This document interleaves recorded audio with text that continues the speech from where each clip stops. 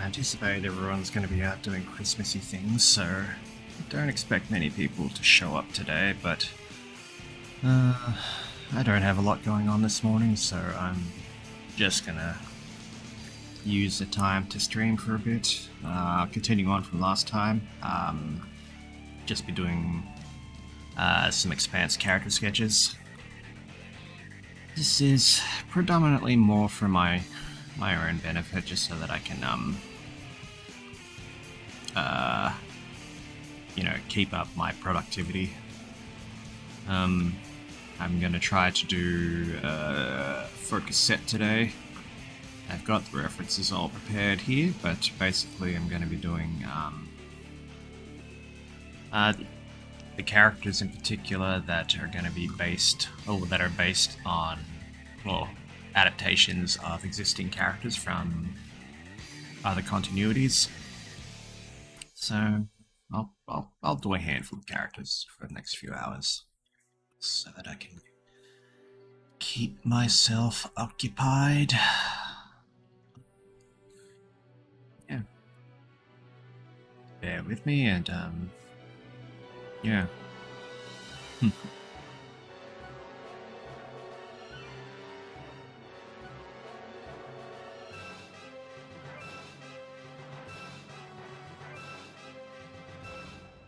The first set of characters I'm gonna do are gonna be characters that are based on ones from the Saturday morning. Actually, no. I'll do the Adventures of Sonic the Hedgehog characters.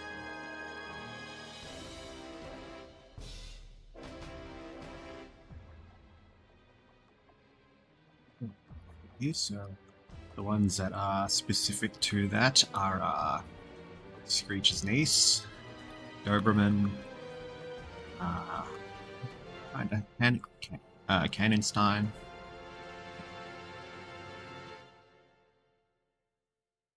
Junior, Scratch and Grounder, Warpnik, Halva or Hecuba.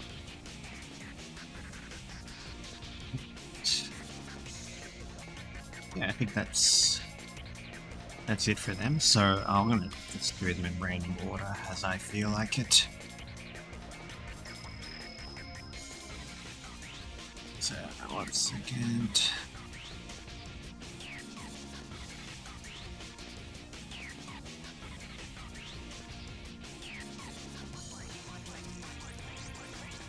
Right.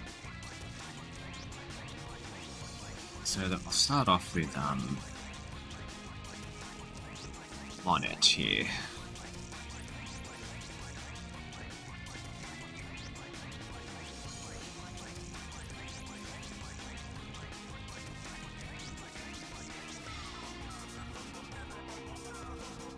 Make sure I get the proportions correct for the sketches.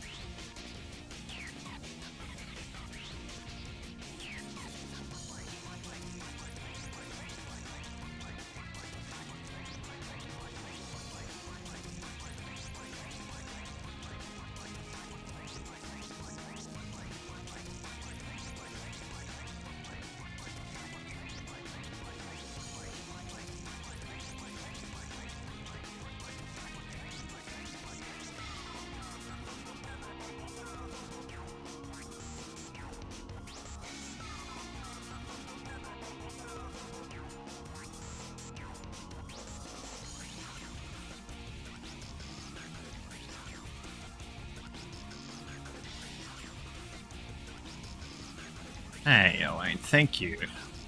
It's very, very fashionable.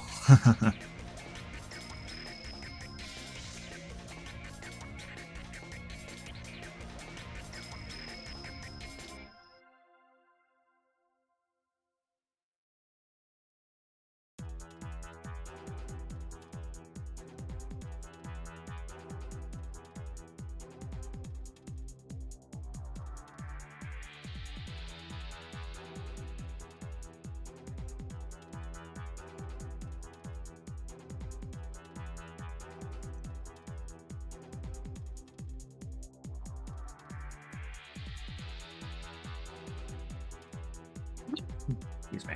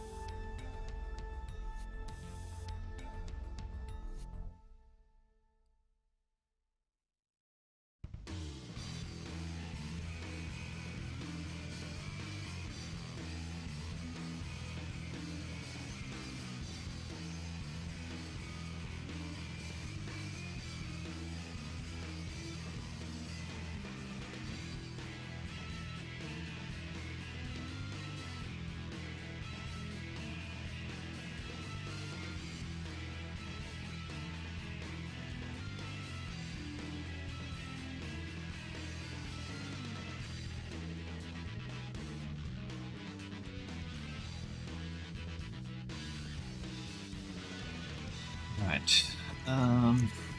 Just to give a bit of a preface on what's going on here. This character in particular is Monnette. She serves two different purposes in this. The first one is that she's an adaptation of the character Sonnet from Adventures of Sonic the Hedgehog, in that she's like this, I guess, a mega fan of Sonic the Hedgehog, kind of a stalker, like collects a lot of Sonic related memorabilia. But in this universe, she does start off that way, but ultimately sort of kicks or loses that obsession eventually. While she's obsessed, she picks up like a pair of shoes based modeled on his, and she sort of picks up running as like an interest, so she can copy Sonic and be more like him. But you know, as she grew up, she you know, came to her own, started to have less interest in Sonic, and kick the addiction, but her love for running still maintained. So, you know, as she grew older and went on to schooling and everything like that, she you know, took up track and field running as a major hobby. So that's the sort of character she is in this universe. The secondary thing about this particular character is she is Ray the Flying Squirrel's twin sister. And she has significant relevance with regards Ray's presence in the series.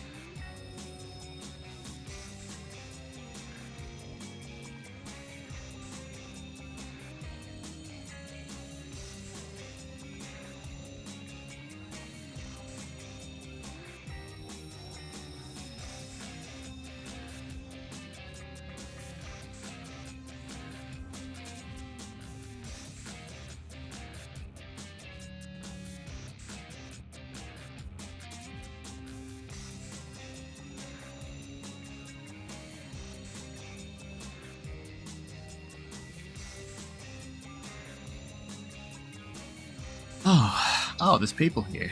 Oh, sorry. Hey Evie, Merry Stream Smiths, yes. Hey Speen, TT Network, welcome. Yeah, hey, sorry, I was just checking stuff on Discord.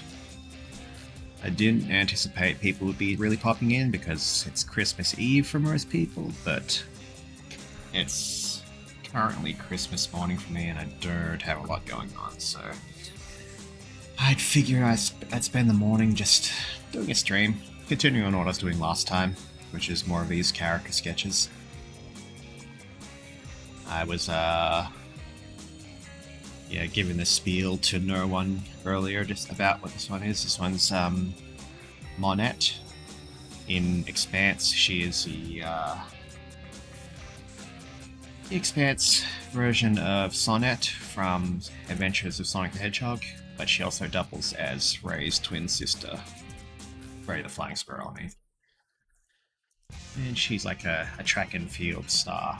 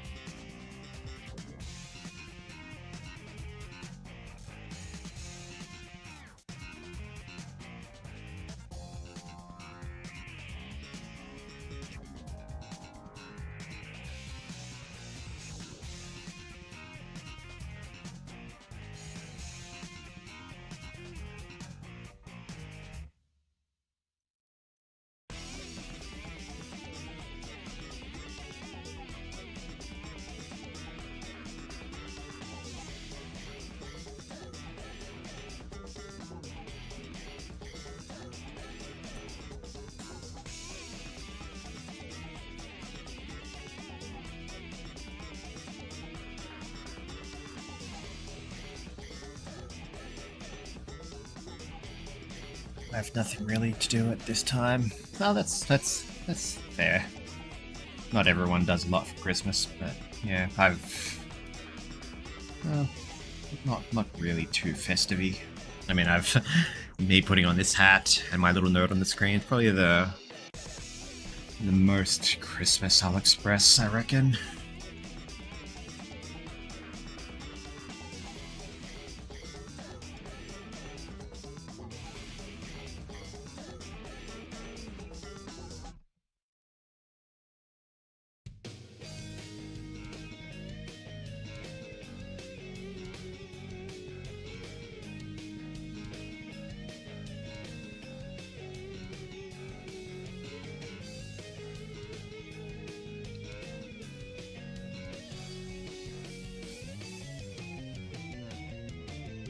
That'll do.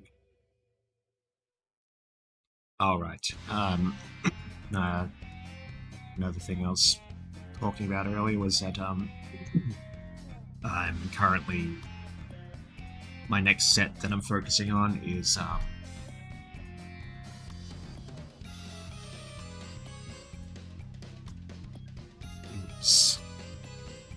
ones that are based, well, adaptations of characters from other continuities. So this one is obviously Sonnet from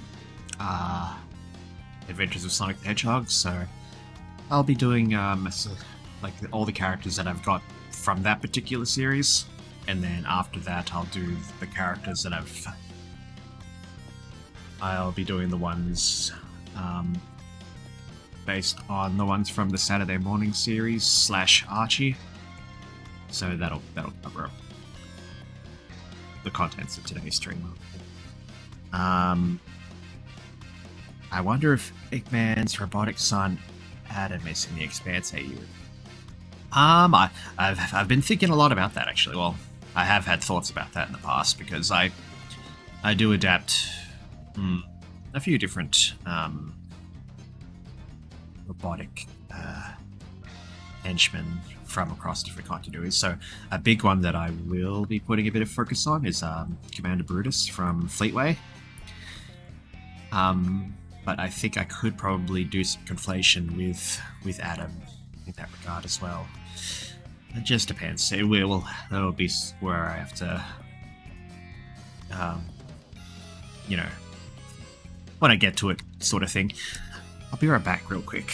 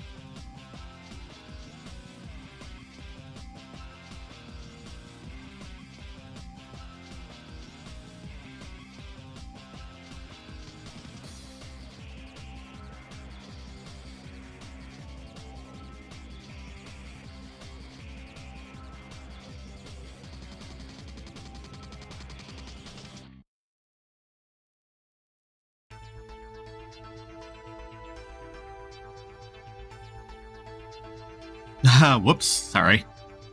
Thank you for that. Yeah, no, I muted when I went be right back, but I forgot to unmute. Right, so as I was saying, I'll say it again. So that's a good question because yeah, it is a very good question. So as I was saying, this character in particular, she doesn't have a great deal to work with. So I sort of focused on the main points that she has here. So she's got her fur color, two different fur colors, which is helpful. So I could use that in different areas on her design. She's got her hair color, and the major important thing is the bow, and that's something that is focus part of the design. So I replicated that. I applied the bow on her head, but also put a prominent one on her chest as well. And from that, I built up the rest of the ensemble around the bow motif. So she's got this sweater that's shaped to fit the bow, and the layered skirt as well. So yeah, and the other thing as well, being mindful of the palette selection. So I've added a few different pinks and to go with the whites, and yeah, that's made to go along with the fur color, well, feather color, I guess. But yeah, that's pretty much how I decide things. I hone in on a particular feature and just sort of accentuate that. But that's more particular for adapting existing ideas. So when it comes to like original clothing design, I don't really have an answer. It's just make it up on the spot. I consider things like personality, function, like, you know, what's useful to their design, what's sort of meaningful and relevant to the character, that kind of thing. But just for general aesthetics, for like redesigning existing things, I mostly focus on key features and just blow them up. Yeah, sorry about that. Thank you for letting me know I was muted. I did give a spiel to TT Network as well about Adam. I'll just quickly say that again because I was probably muted around that point, but I have thought about Adam in the past, but I've also got to consider all the other robotic henchmen that Eggman has across different continuities. So one of the ones that I will plan to have particular focus on is Commander Brutus from the Fleetway series. So he kind of serves a similar purpose to Adam in that regard. So I might end up doing like some sort of conflation between them. So, but yeah, it's definitely a consideration.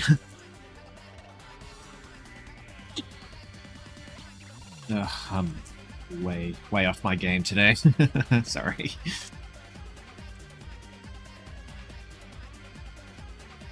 Can you guys hear me all right now?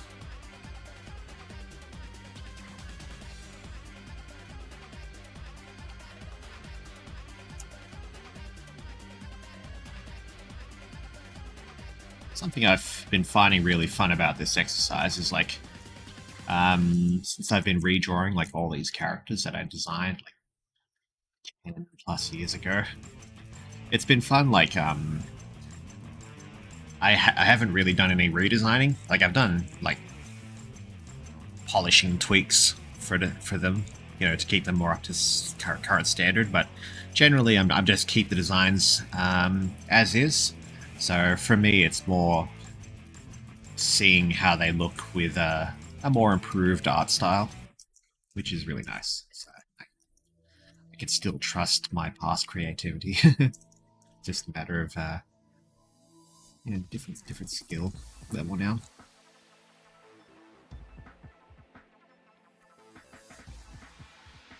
Good.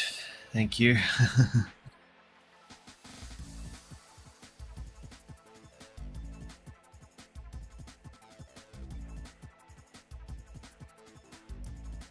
How's everyone going on this Christmas Eve?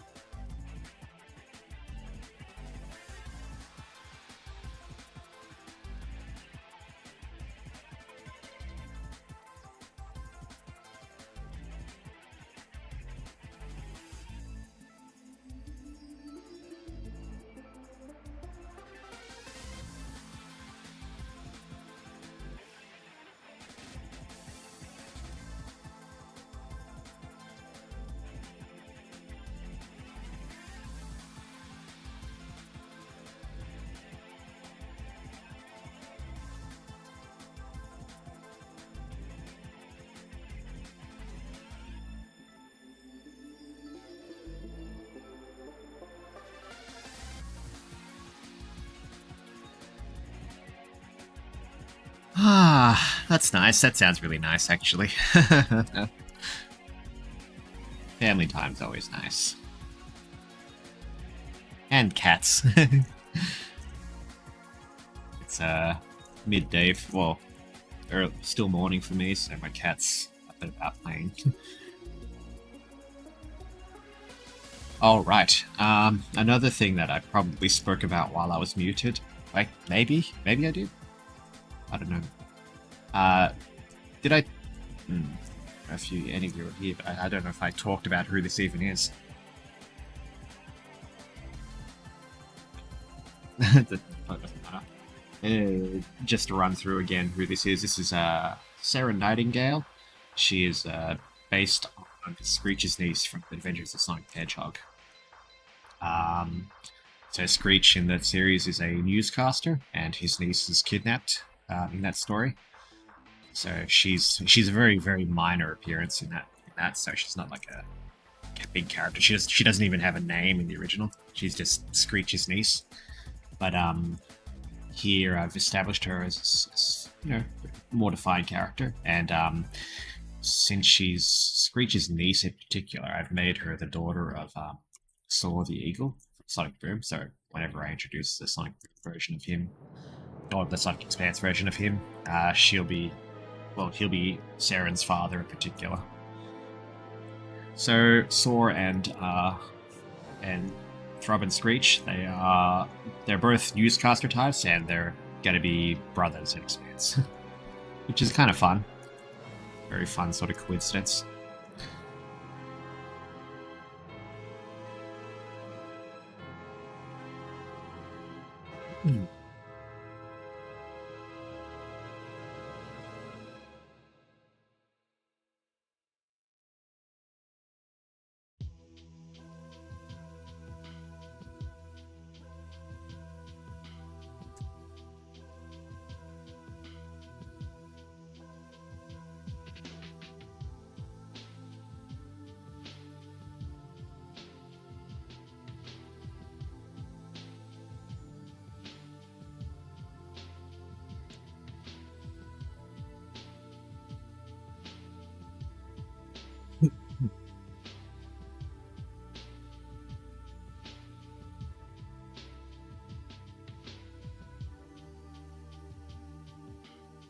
Ah, nice.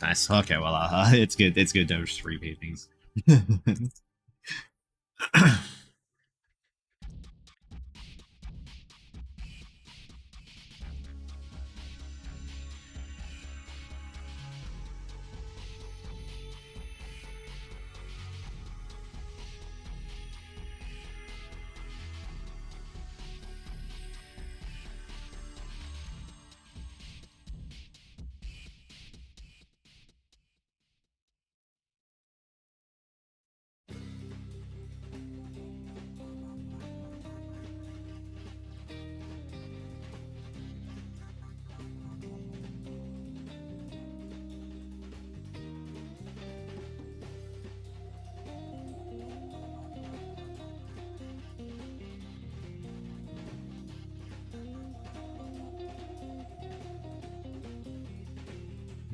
The elf. It's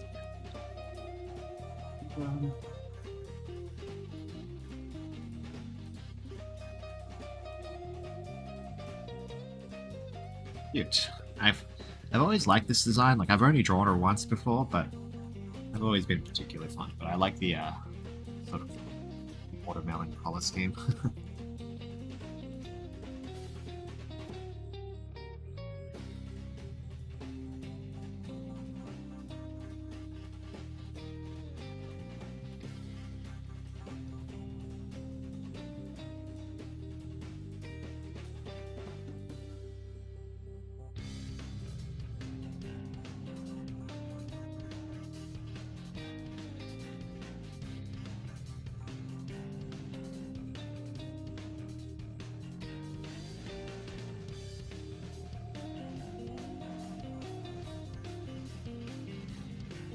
Right, that's 2 down.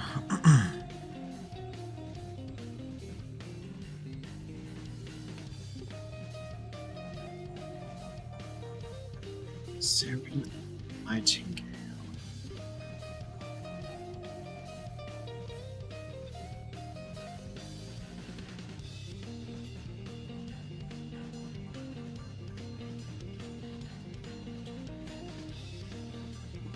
Okay, so done. Next one I'll do is Halva.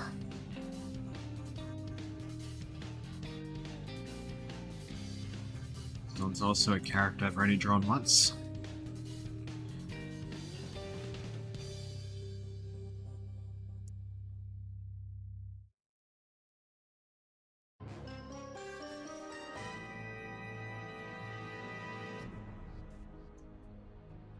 This one is someone who works alongside Honey. So Honey's a fashion designer, but she goes by Halva here, but in Adventures of Sonic the Hedgehog, her name's Hecuba. She's a poodle that's like a renowned makeup artist. So she works with Honey with her adventures, well, prospects. And, you know, Honey drags along her sister, who I drew previously as well, Candace. So yeah, Hecuba, or Halva, she is Honey's friend. Someone who's I haven't really thought too much about, but I'll probably give her a bit more expansion, I reckon.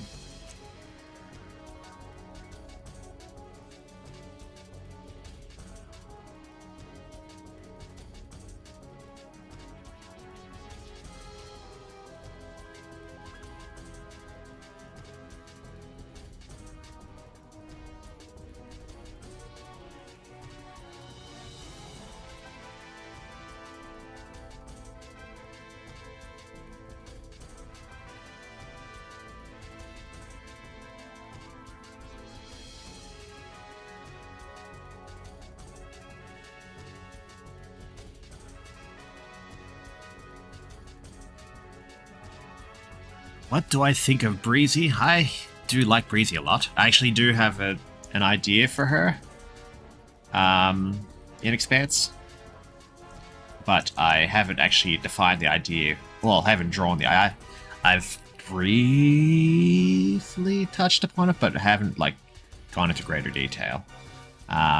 So I'll probably do her at some stage in the near future, I reckon, because yeah, I do like Breezy a lot. She's probably like, you know, even though I've got a lot of Adventures of Sonic the Hedgehog characters that I've already done already. Breezy is probably among my favorites, along with Myrna the Merhog. So I'll probably do her at some stage as well. But yeah, I do like Breezy a lot. I did really like the Archie version of her, but I don't know, she didn't have the robot aspect of her character, which is the part I really liked about her. So I will be maintaining that with whenever I get around to doing Breezy.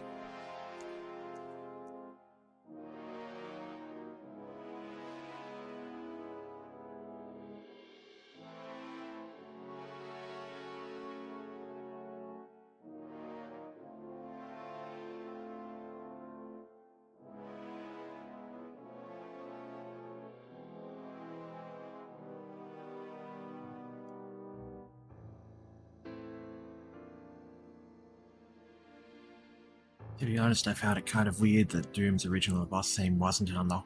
Yeah, that was actually I did notice that as well. That it was pretty weird. Because like for some of the boss fights, it's like usually I put the original against it, but yeah, it's like that one wasn't there.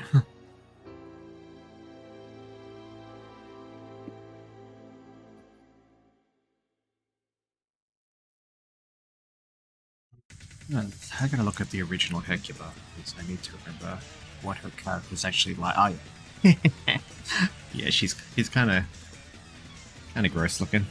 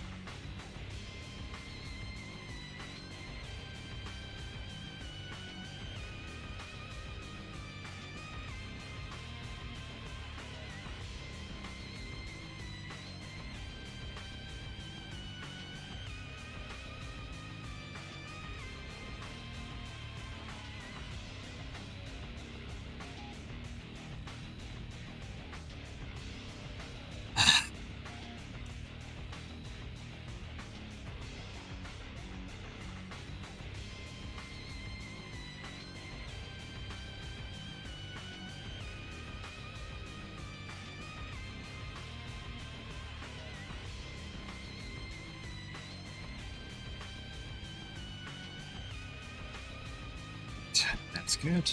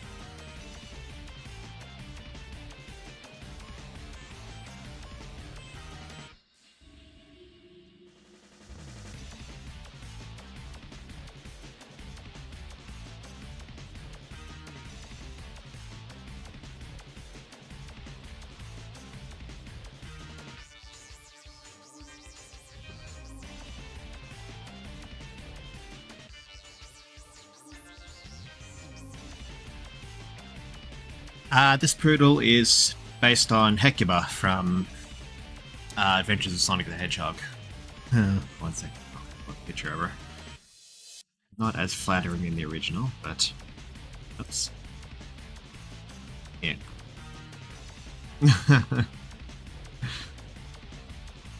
But in the context of Expanse, she is, well, in the original, in Adventures of Sonic the Hedgehog, she's a famed makeup artist.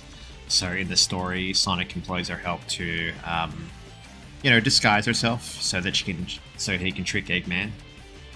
But in this, she's still a makeup artist, but in this context, she's a friend of Honey the cat. So I pulled her from this picture here. So Honey's a fashion designer. She makes clothes, and then Hecuba, she does the makeup for the model. So here they've dragged in Honey's twin sister Candace, and but she also gets roped along as well because she's Honey's close friend. Yeah, and they work together, with her various exploits. And this is Candace here. This is Honey's twin sister. Yeah. He's a very fun character. I actually like how she's looking here.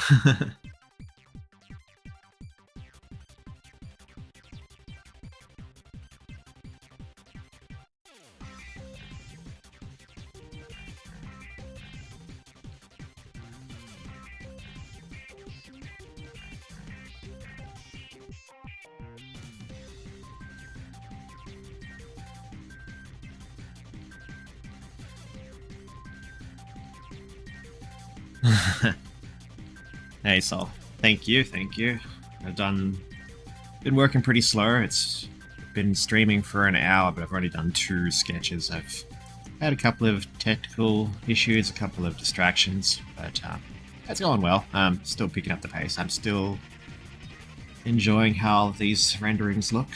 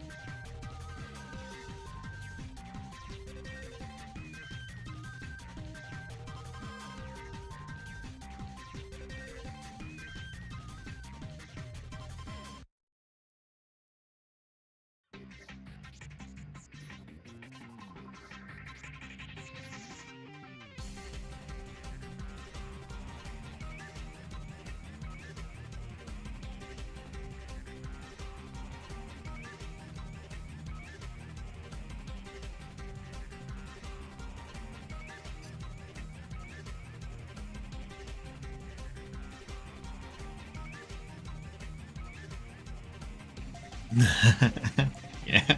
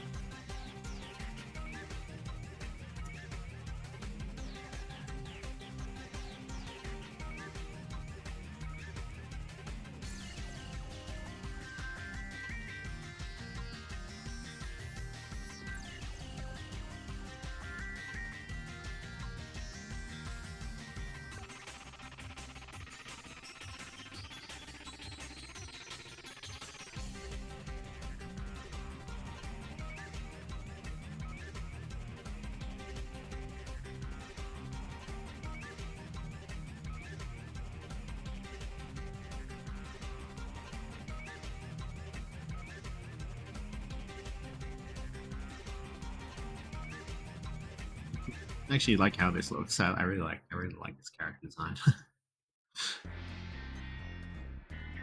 That's another one done.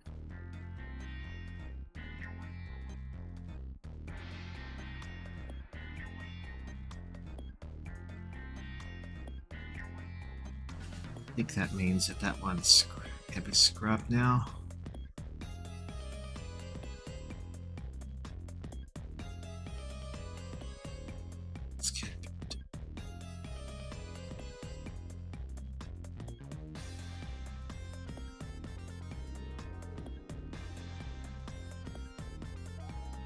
Heck have I done?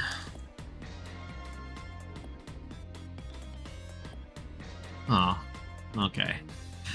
No more cute girls in this setup. So the rest of them are scientists for the most part, and one military general. Let's see, which one will I do first?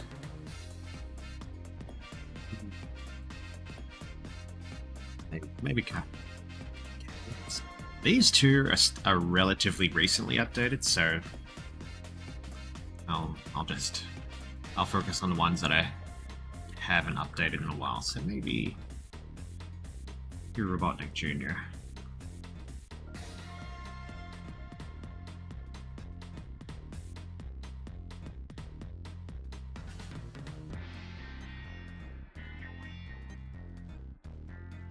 Yeah, nerds. The other ones in particular that will be done will be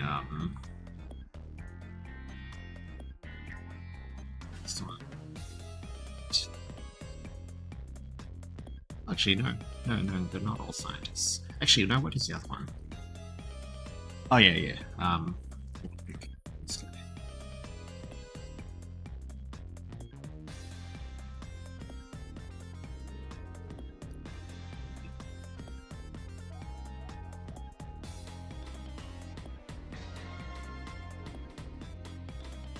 Done. So those are the last 4 of the adventures. It's not. Oh, actually, I could do these 2, but maybe I'm not in the mood to draw robots today. This one could be considered a Adventures of Sonic the Hedgehog characters because I mix the characters of Dingo and the Doofus unit. But since it's predominantly Dingo and Identity, I'll treat it as an underground character. So I'll draw these 4.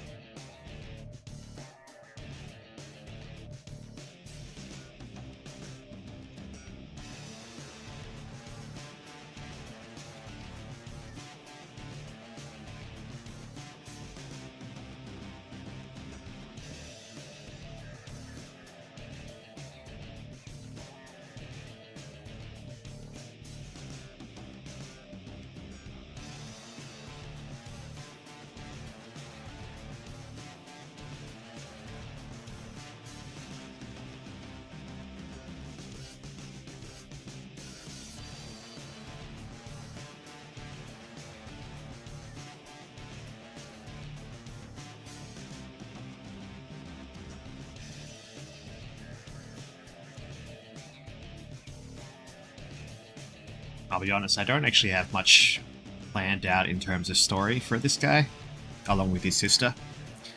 So I did this idea a while back, taking Eggman's two robot children from two different series. So you got Mecha Robotnik from Archie series, and then Junior, or Robotnik Junior from Adventures of Sonic the Hedgehog. So here I've redesigned them both with more Sega-esque design sensibilities.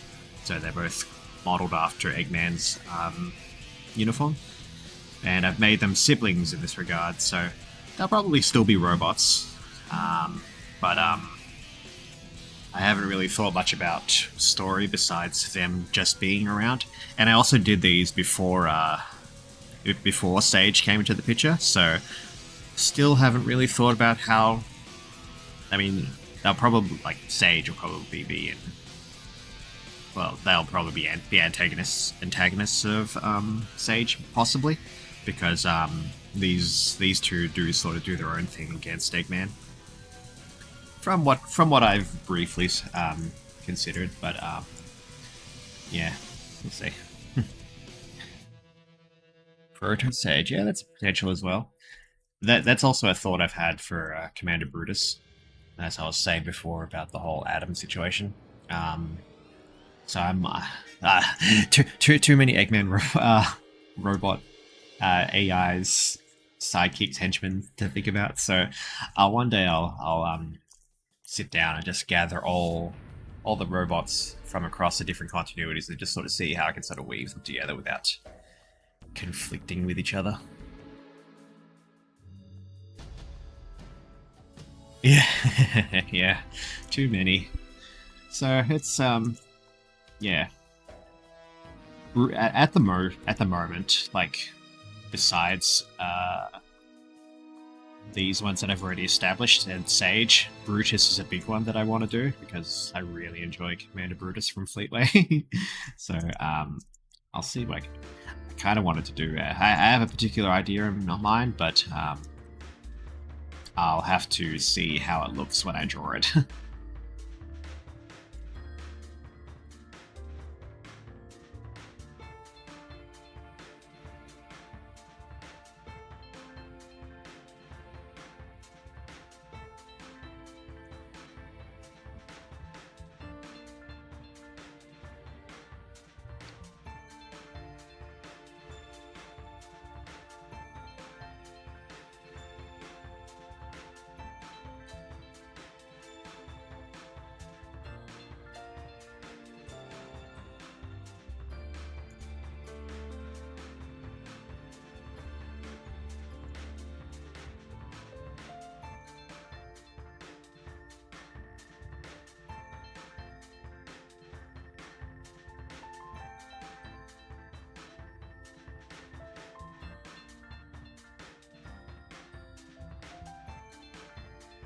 Something that I had a lot of fun with when designing these two as like a pair of siblings is giving them hair that is both reminiscent of Eggman's moustache, but still adapting the original design. So obviously he's got the mohawk here, and Mecha's got kind of a more suave sort of look, but I still adapted them in a way where it's sort of drawn more from Eggman's moustache.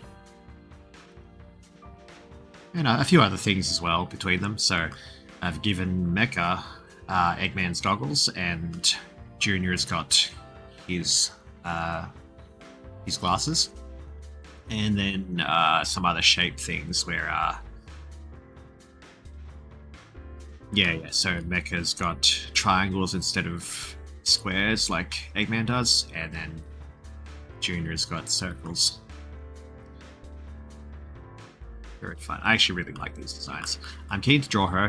I'll draw her like after I finish the Adventures of Sonic the Hedgehog set. I'm going to be doing combined Sat AM and Archie, so she'll be in that set when I do that.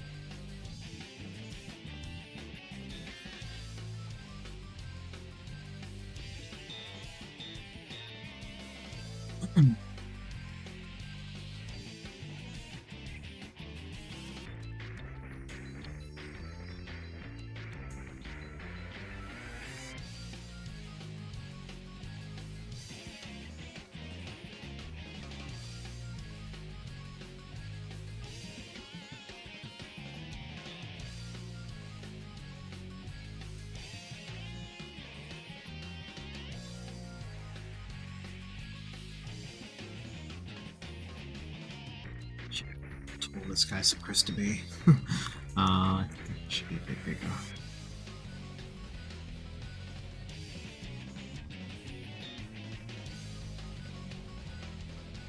Yeah, I suppose in the original he's a bit more like Sonic size, so. Oh.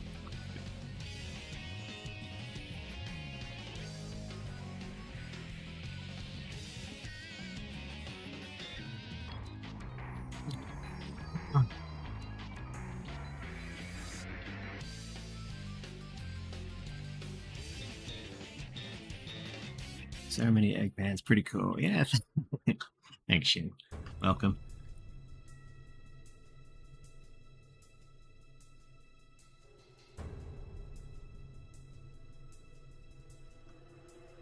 Yeah, speaking of Eggmans, next one that I'll do.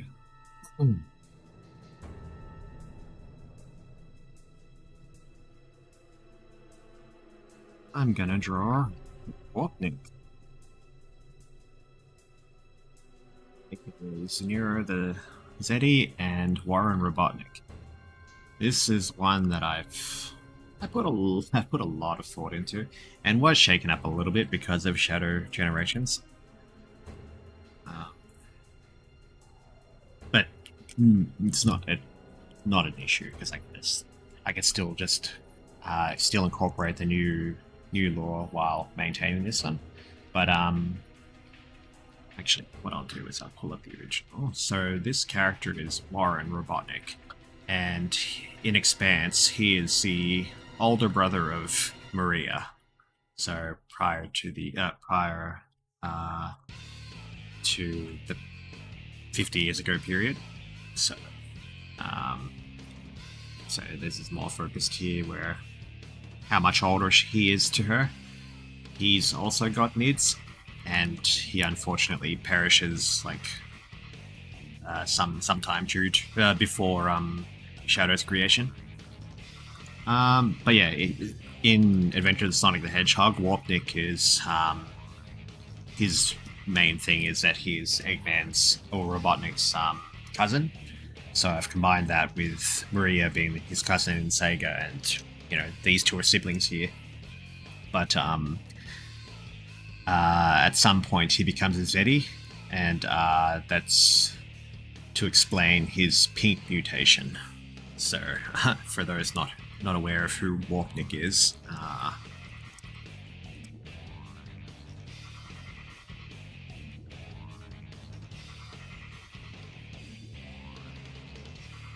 he's this funny pink guy.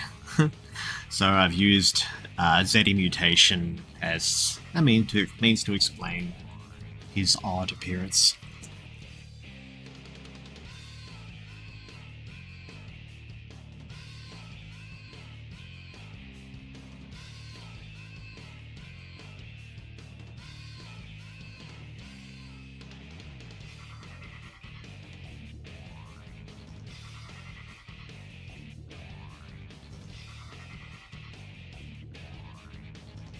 It's easy with the referencing.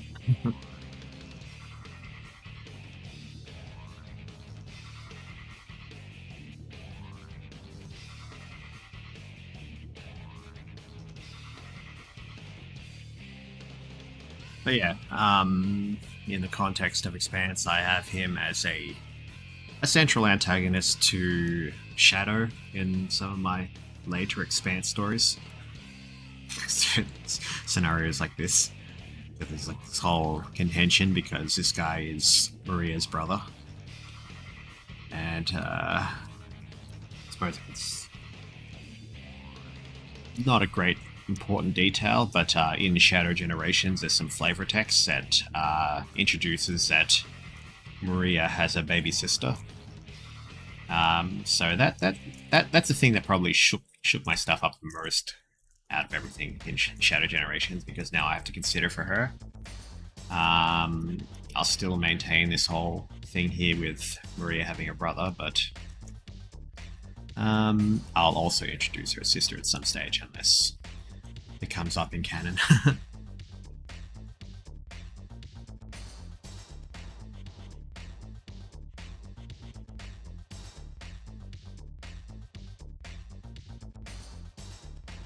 Yeah, pretty much. So, well, that's the thing as well, because like I've considered as well, if I ever introduce Maria's sister as a character, she might have something to do with Warpnik here.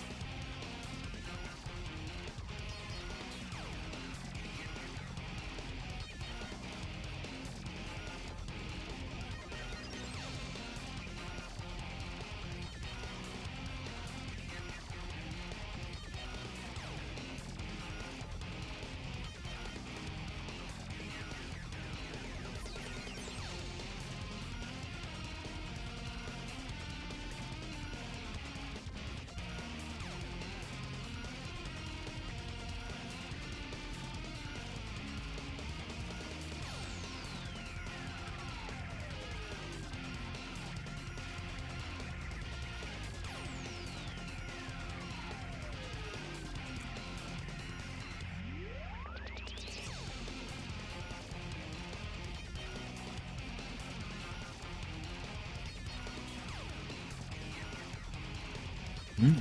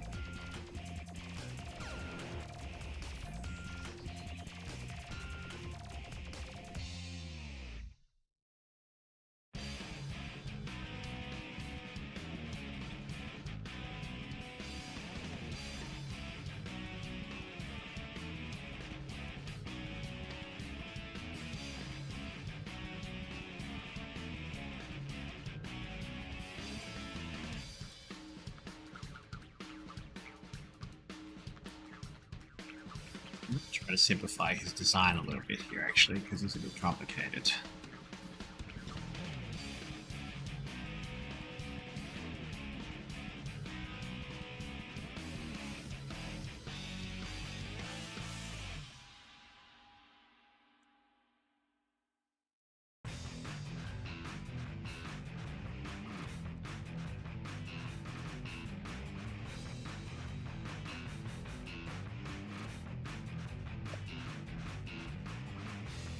Whereas little sister is sick like her older siblings, but will become. Yeah, might be. Well, I mean, considering she'd still technically be in her 50s, so she wouldn't be a little girl, because Maria's about 12, but so say she's, a lot younger than her, she'd still, 50 years along the line, she'd still be a lot older. I could play with something though, because I actually I think in the original Omelette lore, Omelette was actually Eggman's niece rather than Eggman's daughter, from what I can recall. So I could probably do something in that regard, like introduce that she has a relative. But yeah, it would be fun to sort of introduce her as like something.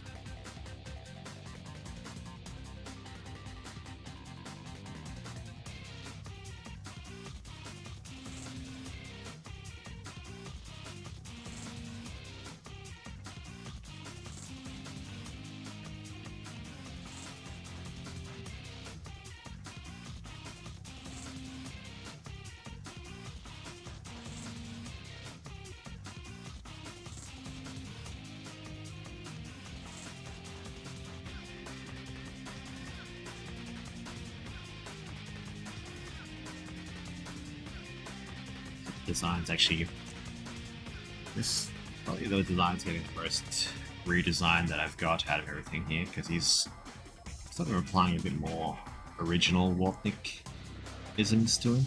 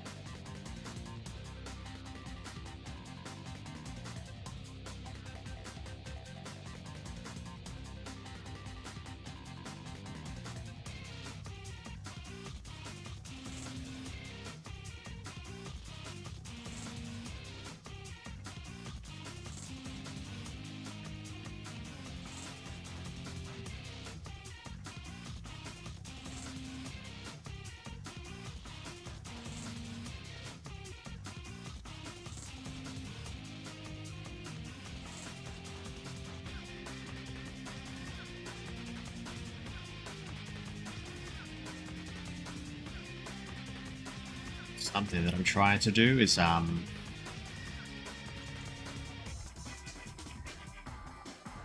something that I did in the original design is applying his clothing in a way that subtly disguises his Zeddyisms.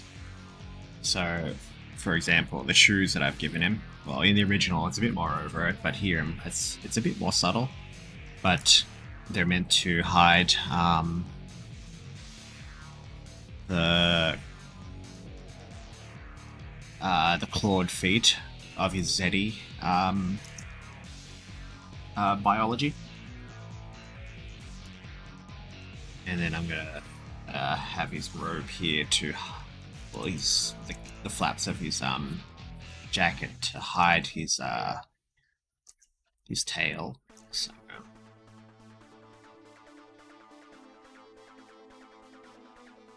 that maybe. And yeah, he's got. So Scenario normally has like a giant horn that's sort of the shape of his Warpnik's current head. So he's got like something covering his head here, and he's got spiked shoulders like in the Zeddy form here. So that's also accounted for. So he's got large shoulders, much like the original Warpnik, but it's meant to hide these.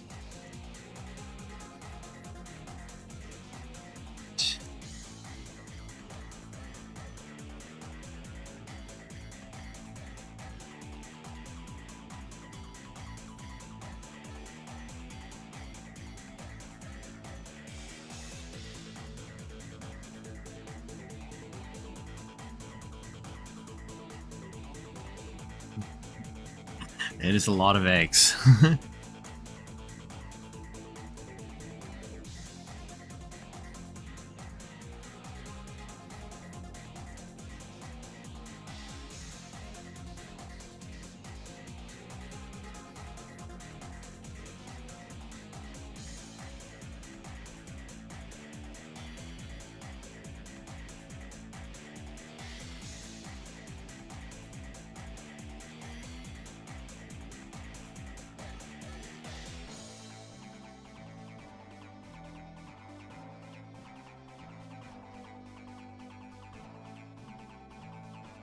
Now, something that will be detailed is the fact that, like, this Warpnik, he's quite short. So in the original, he's about the same size as Adventure of Sonic the Hedgehog Robotnik, but yeah, I usually consider that quite short. So he's shorter than Eggman, but because of his Zeddy biology, he can make himself taller to make himself a bit more imposing. This is kind of because prior to becoming Zeddy, Warren died when he was quite young, and yeah, so he sort of maintains that same sort of stature.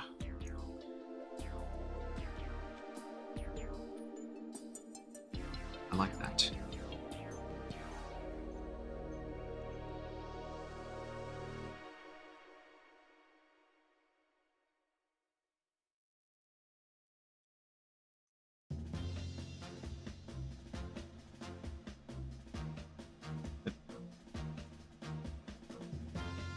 Yeah, I'm pretty pleased with that design, actually. It's quite different to... a lot more simplified, more streamlined, and more akin to the original.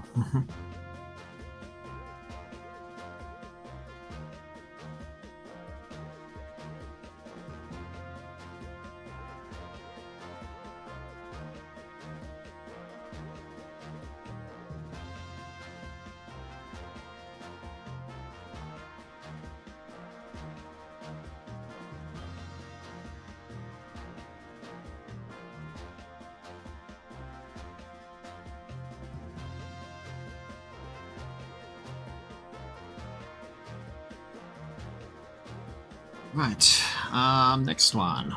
Either of these two. I thought I had at least 8. 1, 2, 3, 4, 5. 6, 7. Maybe I still have one tucked around somewhere, but these two will be the last ones of this set.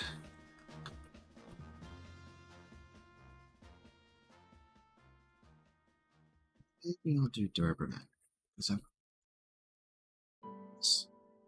like Caninestein I did late last year probably, so he's still a fresh design. But Doberman I've only drawn this once a long time ago, and it would be good to sort of refresh my ideas on him. So this is General Doberman. He's based on Sergeant Doberman from Sonic Adventures Sonic the Hedgehog.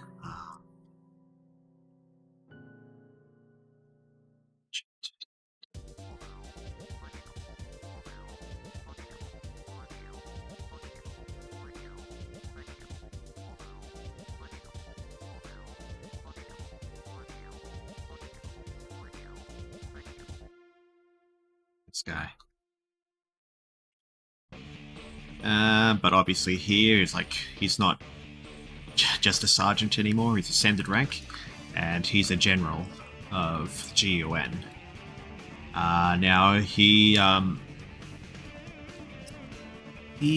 a general of the AMS division of Gun, which is something that I detail a little bit in my substantially. He's the AMS division is actually, yeah, they're pretty linked to Warpnik here as well.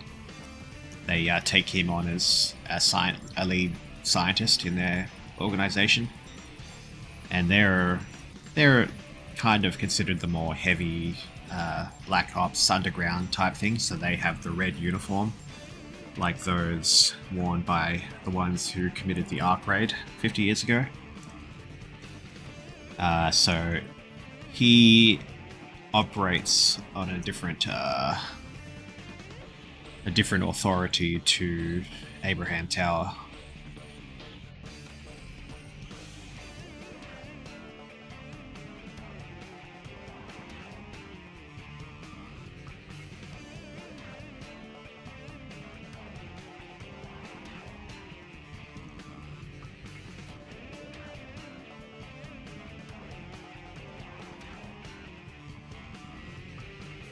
And yeah, he becomes a thorn in Shadow's side.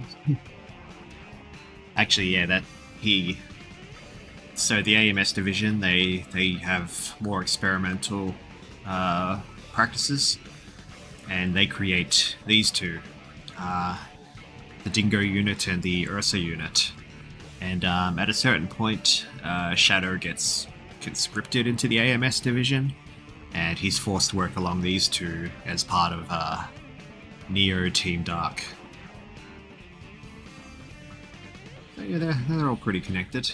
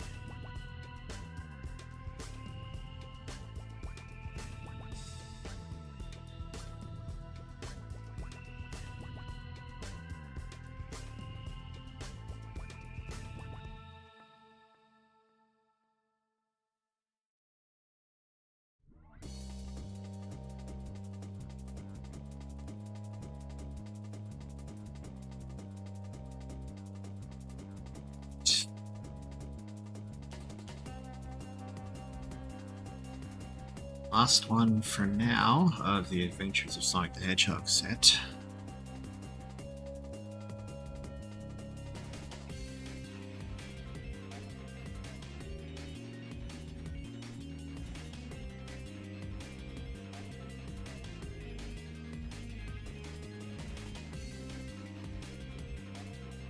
So this is Professor Caninestein. Caninestein? He's a character. Okay. I just realized there's a lot of dogs in in Adventures of Sonic the Hedgehog. Oh, actually, I don't need to pull up his reference because his original's right there. So Professor Caninestein, he's a character that Sonic and Tails interact with multiple times, and he's a character that is experimenting with trying to discover the secrets of time travel, space-time control. So that's something I maintain here in Expanse, except here he's still conducting those experiments, but he is working with the Duke of Soliana, so basically slotting him into that existing time-space experiment. So he's got a uniform here that's reminiscent of the Duke of Soliana's research uniform, or PPE equipment. So it's this one here.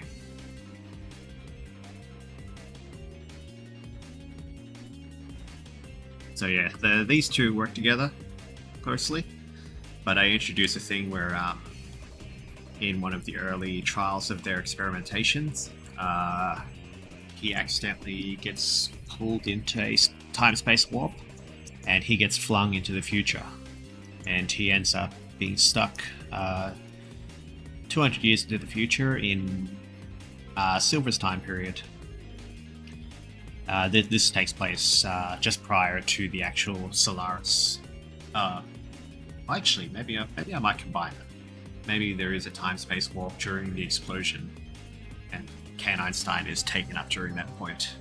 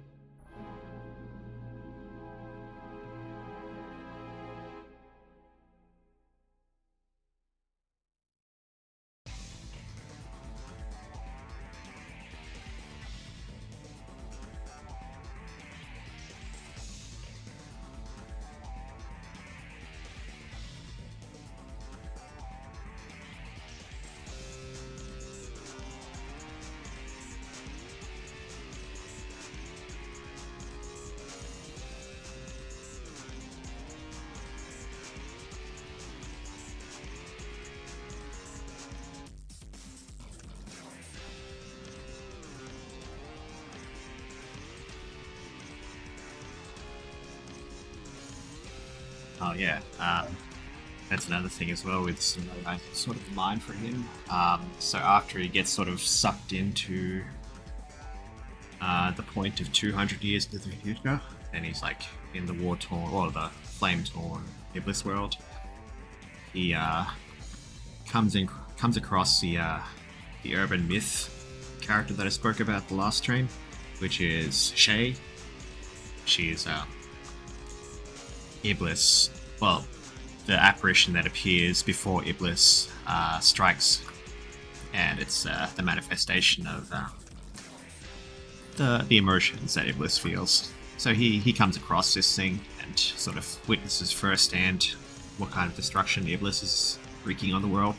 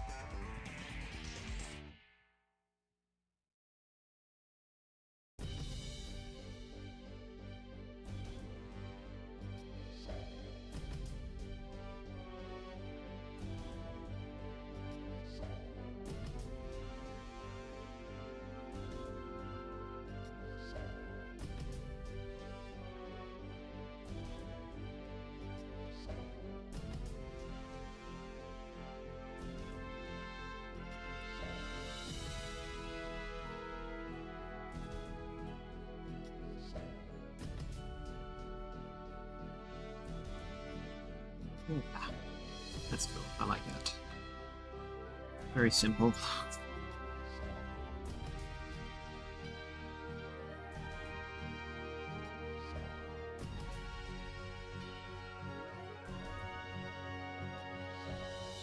So, that is.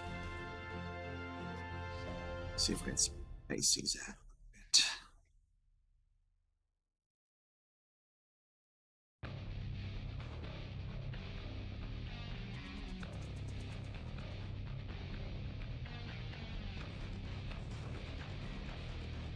Yeah, so this is the Adventures of Sonic the Hedgehog set.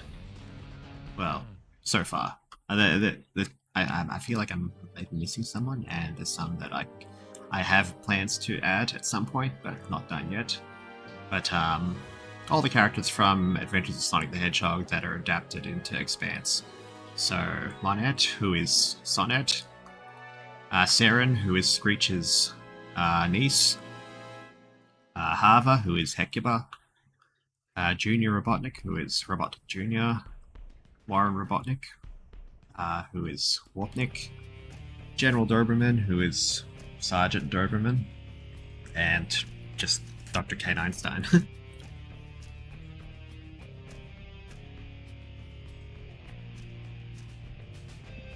For 2 hours of work, for a set, a lot slower because I've had a few distractions and technical issues, but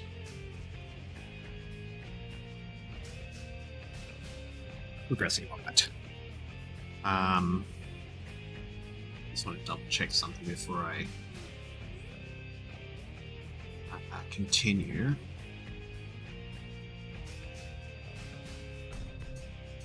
It's like I said, I do not have much going on today.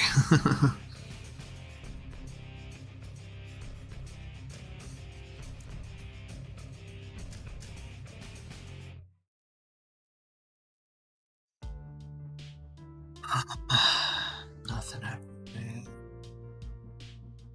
Nothing.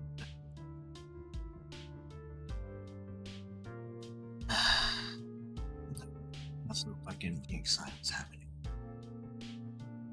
I'll keep going. So the next set I want to do is I gotta increase the canvas.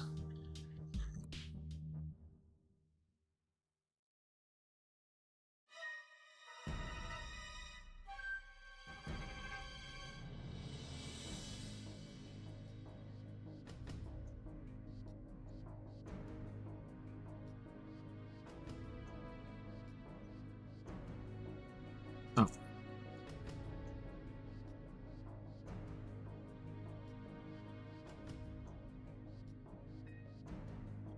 Right, so the next set, I'm still doing more reference-based or adaptation-based characters, but this time I'll be doing the characters that I've done that are ones originating from SatAM, so Saturday Sonic cartoon, but also Archie characters as well. Pre Super Genesis Wave Archie characters. So the ones that I've got that I will be doing. The other pair of the other half of the siblings. So along with Junior Robotnik, I've got Mecha. There's Emma Robotnik here.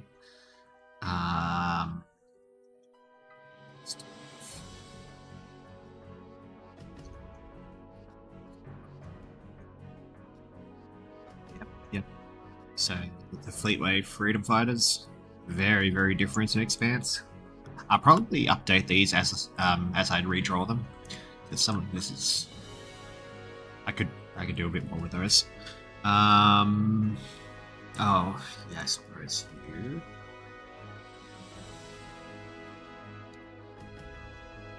This one here is Lucent the Echidna. She's Shade's older half sister. So this is not really an Archie character, but by association. So I consider that, Shade is obviously the Sega version of Julie Sue. So Lucent is created to serve a similar purpose, where she is the Sega version of Leondar. So technically an Archie adaptation, but more just Shade's sister. What else did I have?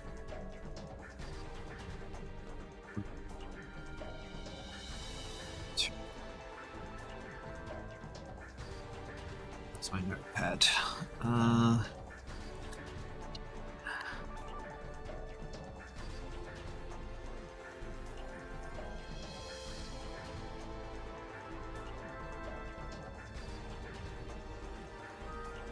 1, 2, 3, 4.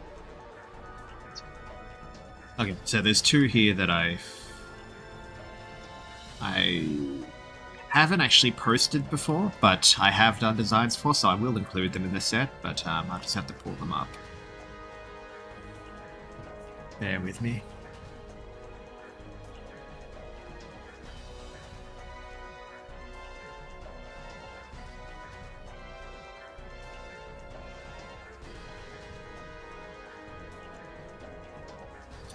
Ah, right.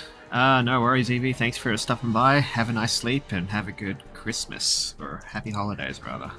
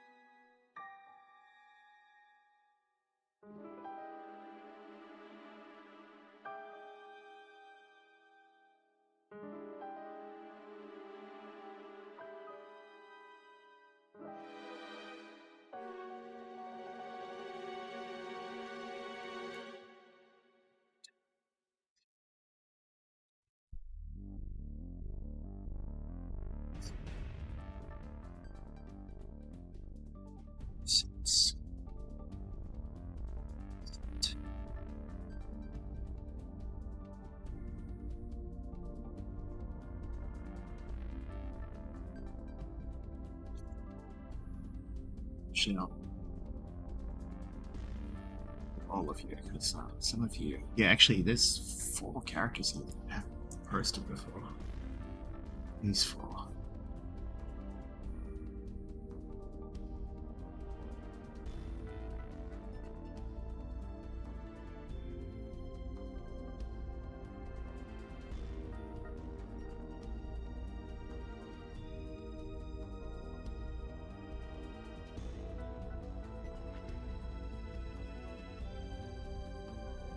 This guy is going to get heavy overhaul, but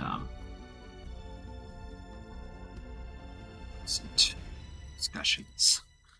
So that's that'll be the selection of characters that I'll do today. Actually, I'll probably include her as well.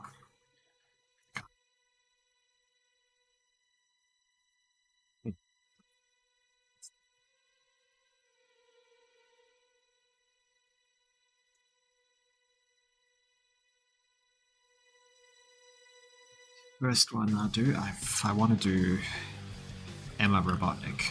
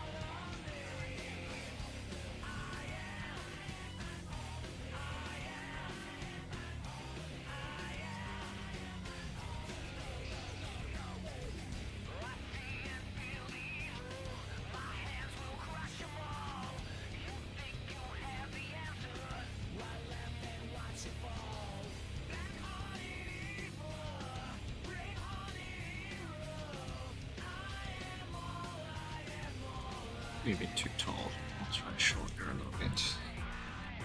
Just put one star with.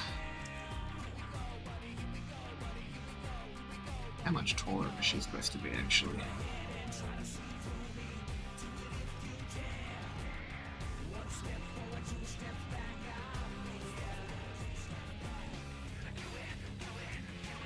Right.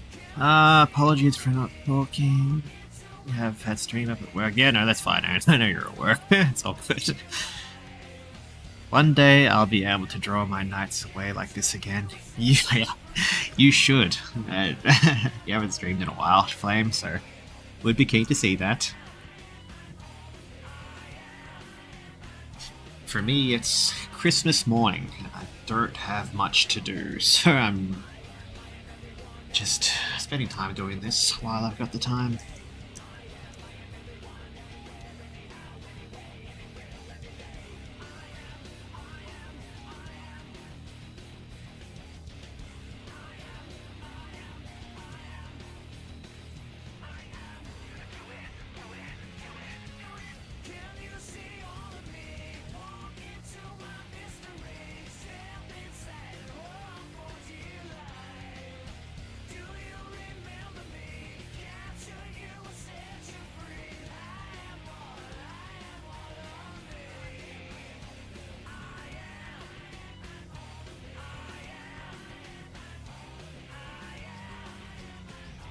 Same here with not having much to do. Actually, I have a bunch of picks. Yeah, well, that's pretty much me as well. I've got a lot of things I gotta do. So that's why I've been enjoying doing this. Also, welcome, DP. Also, welcome, Flame. That's why I'm doing these, because last stream I did a lot. Made a lot of headway redesigning, well, updating all my old designs. So I've done a few more today. I finished that first set about 20 minutes ago, so now I'm working on the next set. For the remainder of time, I'll be streaming.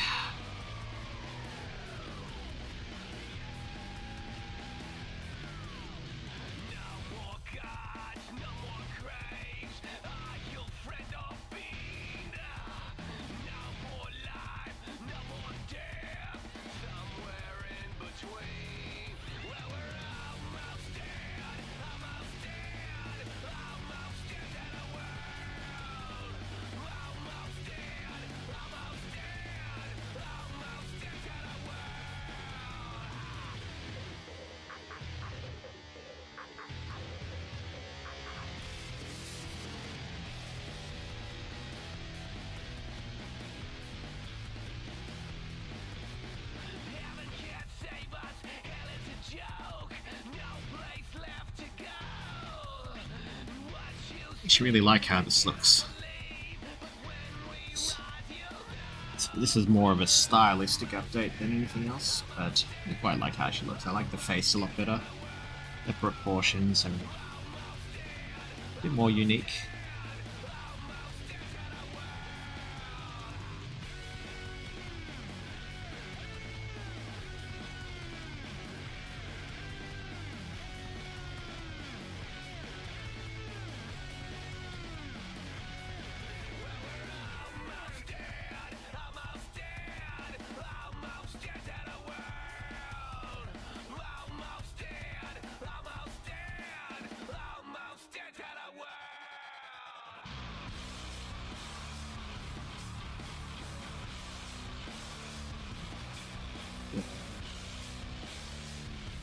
She looks like she goes well along with the little drawing of Junior a bit better as well. Cool, that's the first one done.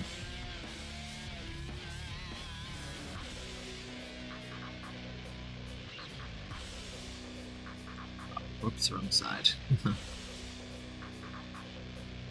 Next one.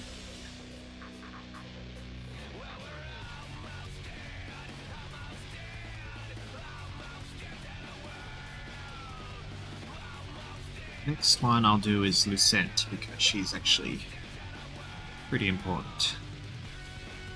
Now this one, the design's still pretty good, still up to date. It's still a relatively updated rendering because I drew it for the set I did of all the sibling characters.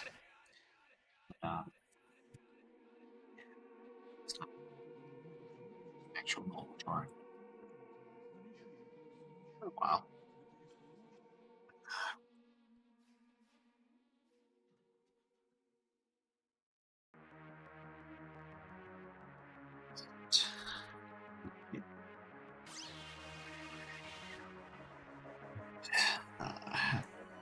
Yes.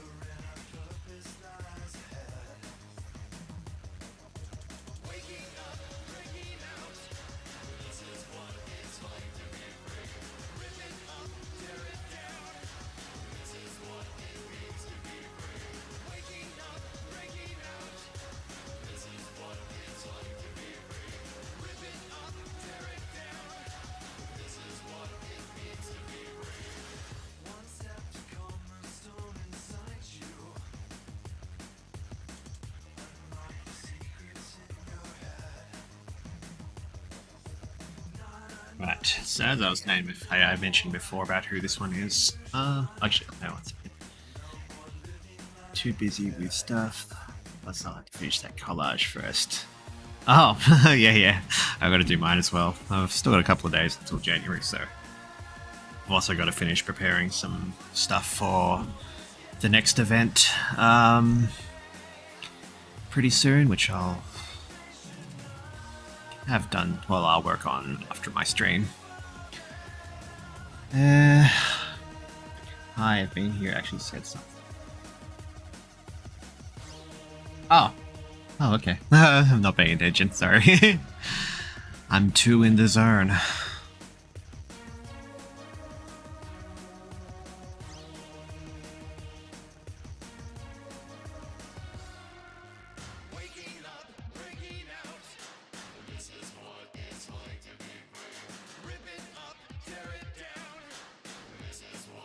Right, anyways, as I was saying, this character is Lucent the Echidna, and she is Shade's older sister. And, yeah, she's basically the Sega/Expanse version of Leandar from the Archie series. So even though it's not like an actual adaptation of Leandar, it's still technically created to serve that purpose.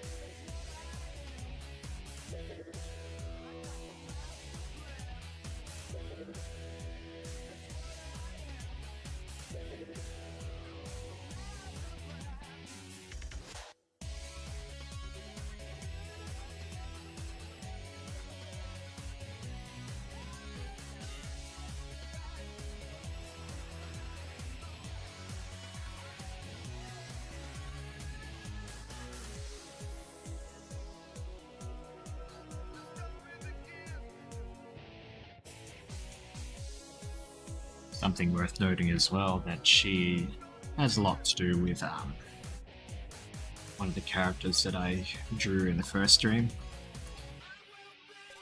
So she is actually the companion of Wikama, and yeah, that's just significant story stuff together.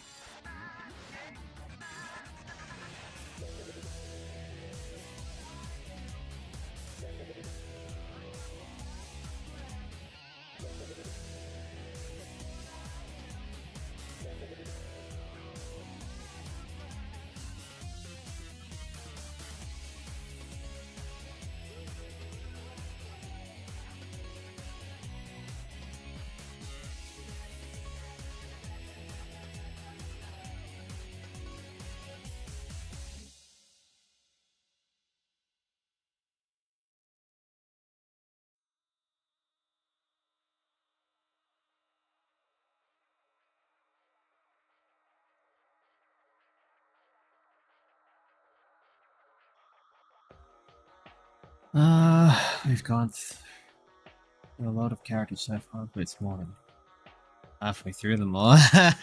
Well, let's see, actually.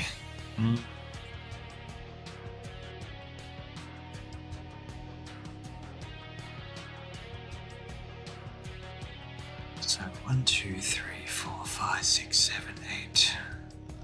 So there's another 1, 2, 3, 4, 5, 6, 7, 10.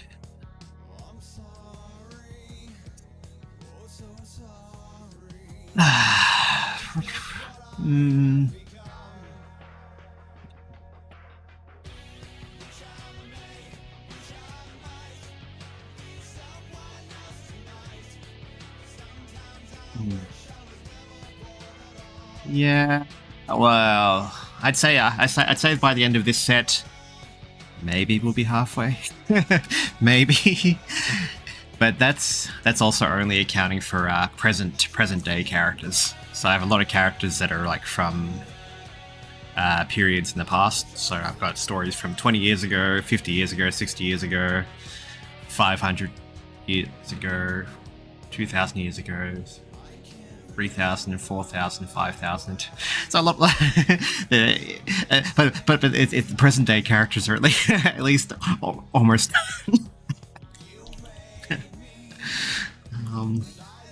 Yeah. No, we'll get there eventually.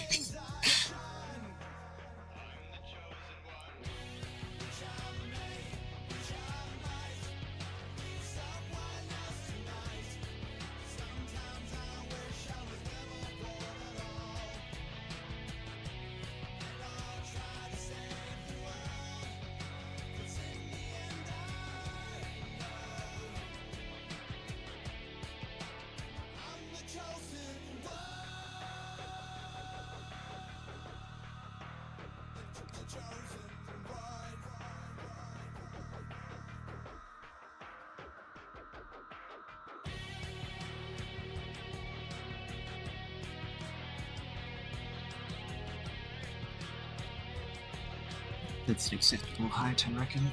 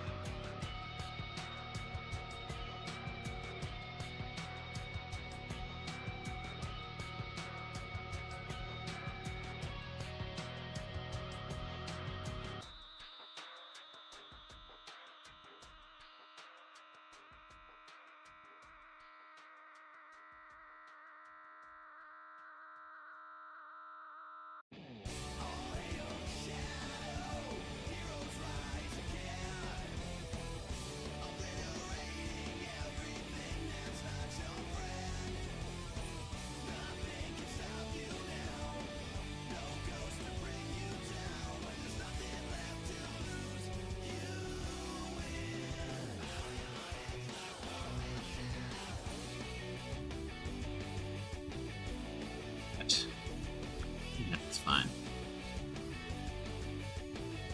Stage height, yep. Size, maybe I'll increase the size.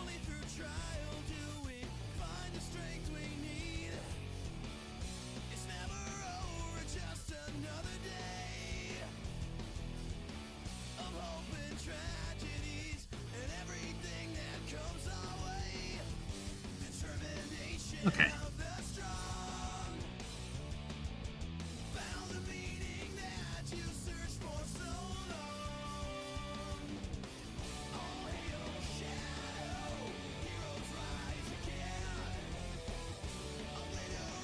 Alright, so the next set, well, the next few, I'm going to focus on the not-whole freedom fighters, or rather the not-whole freedom fighters, because they're substantially different characters in Expanse. They never meet, they never face the circumstances that bring them together, so they all have their own thing going on.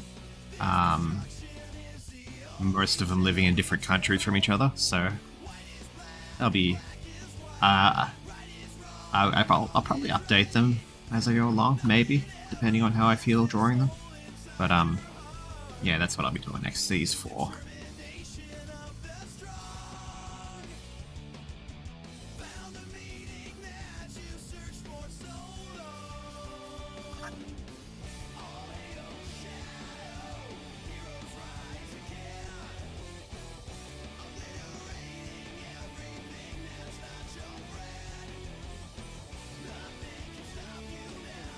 So the first one I'll do is Caramel the Rabbit,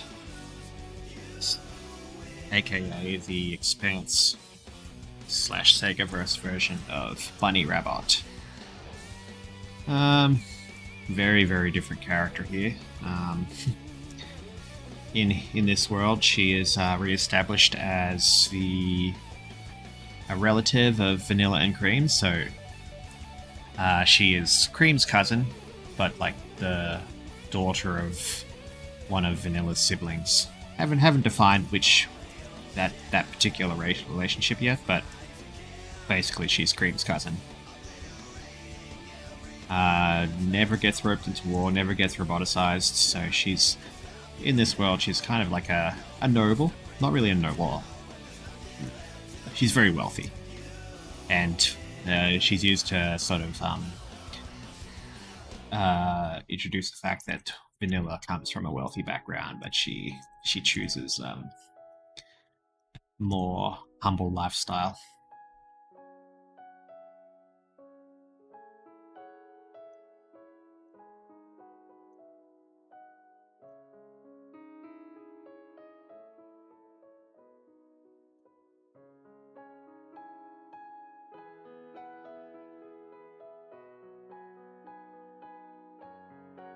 She made the winning move, she did, yes.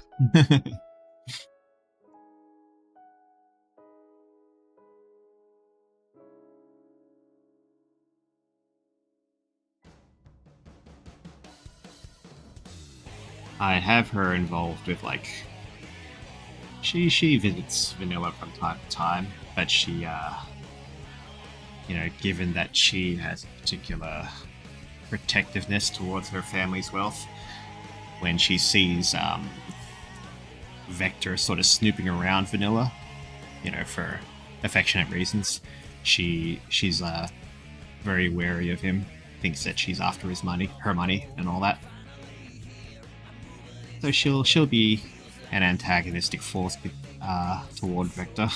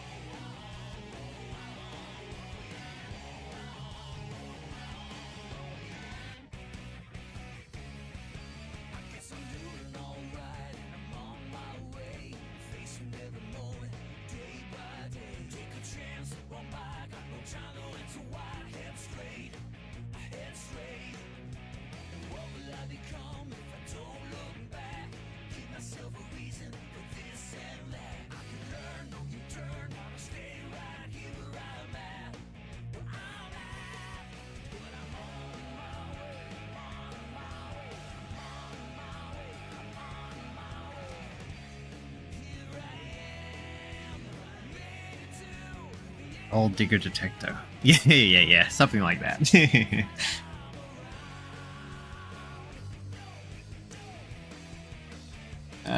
Obviously Vector is not completely about that. I don't really do a whole Vector thing in Expanse, because I sort of gravitate more towards putting vanilla with Grand Battle Cuckoo, but I still introduce some facets of the ship.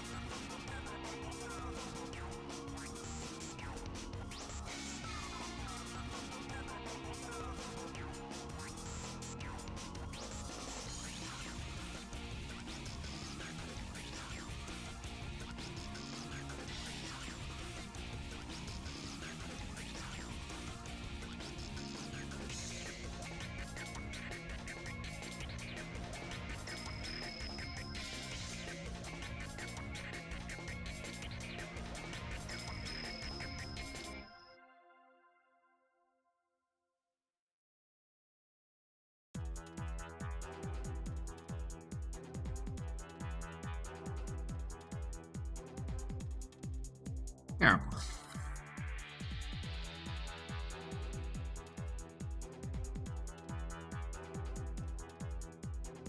Next one.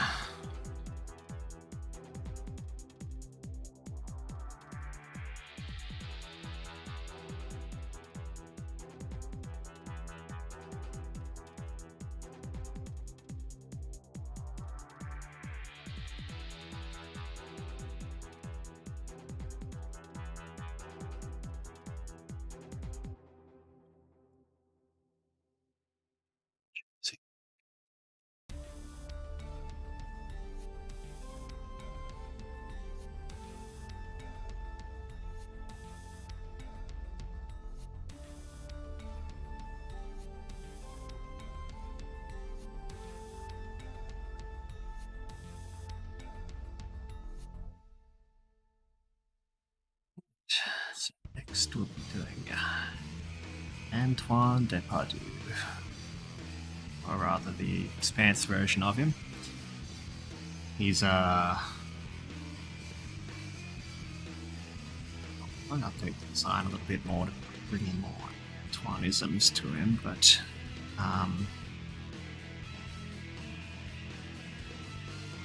right, so the idea behind this version of Antoine in the Expanse universe.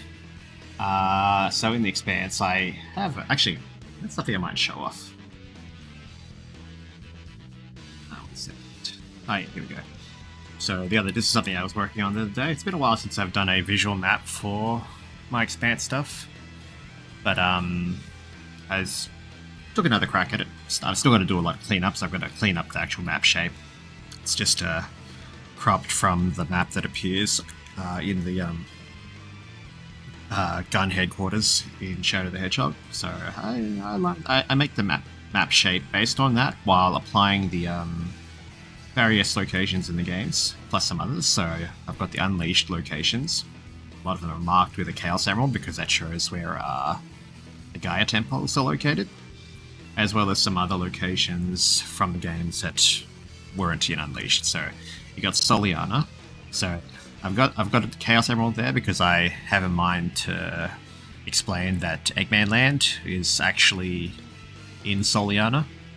So Soliana has Gaia Temple there, but Eggman has a base of operations on Soliana, and he expands that into Eggman Land. You got Lost Hex. It's not in this particular position because of some lore that I've got. Monopole from the Sonic Riders games. United Federation, which is like from the adventure games. America, obviously. Japan hasn't appeared in the games, but it is mentioned in some dialogue. So there's some expert mode dialogue in Shadow the Hedgehog where the United Federation president is beating the Prime Minister of Japan. So I still place Japan here, even though I don't do anything with it. I do do a thing where I bring in other games from Sega as things that happen in the world, just to expand human society a bit more. So, so I put Tokyo, so Jet Set Radio is setting in this version of Japan.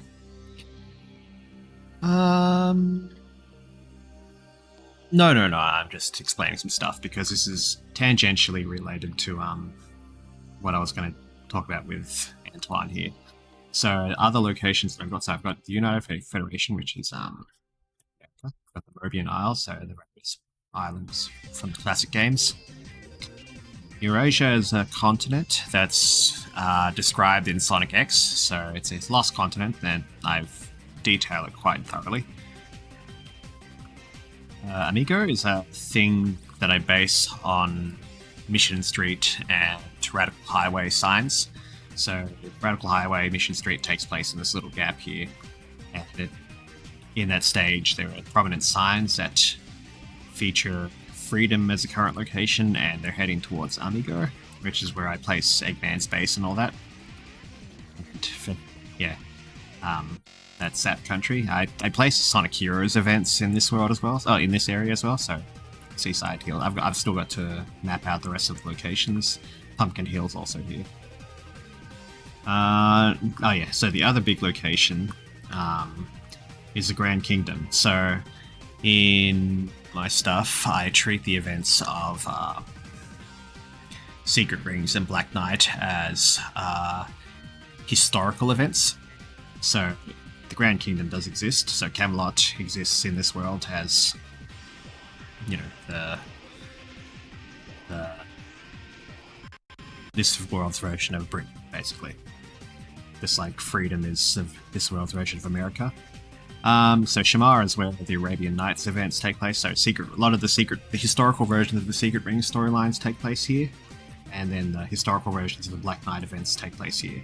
So I do a lot with the European area. Actually, yeah, another thing I mentioned. Uria is a location from the Golden Axe series. It's a neighboring kingdom of the Grand Kingdom. And Rune is a location of the Shining series. And I use them to sort of expand human history more. Anyways, Grand Kingdom, they're a prominent presence in Expanse.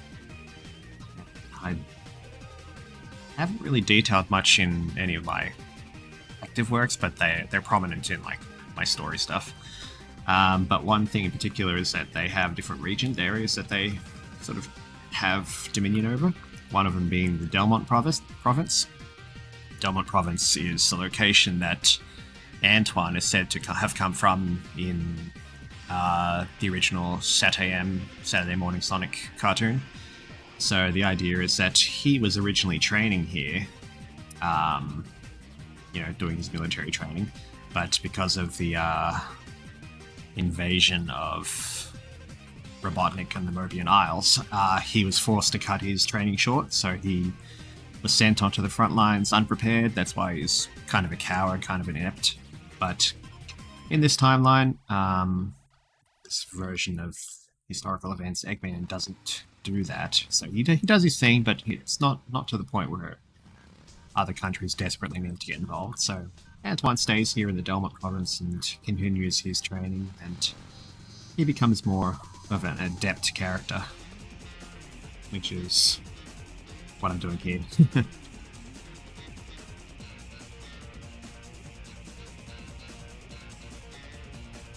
Only you will throw a passive cameo reference into fanon. Yeah, pretty much. Well, I don't know. A lot of people do these sort of things, but a lot of these things, like even they're very tiny details, they matter a lot in the big picture.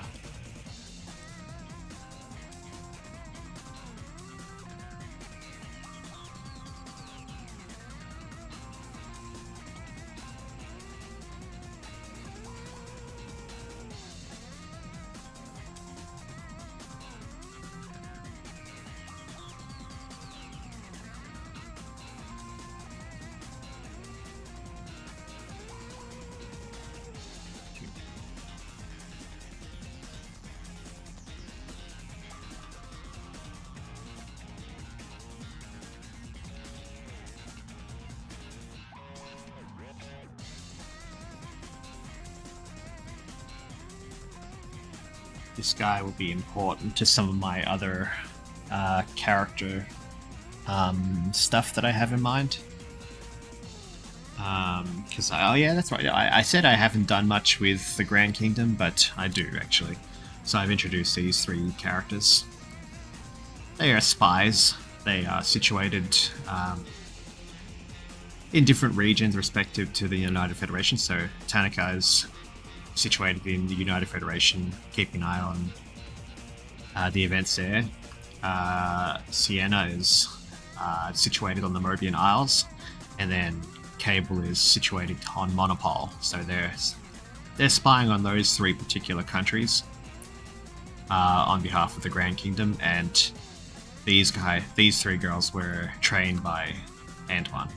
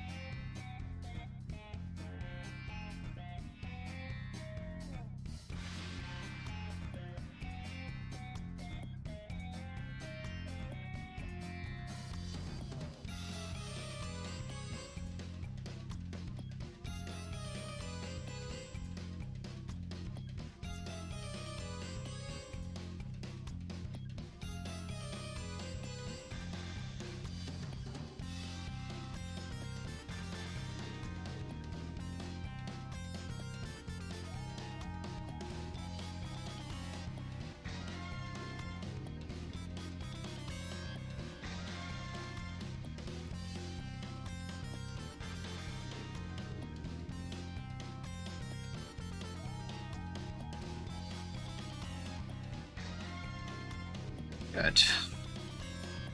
Down.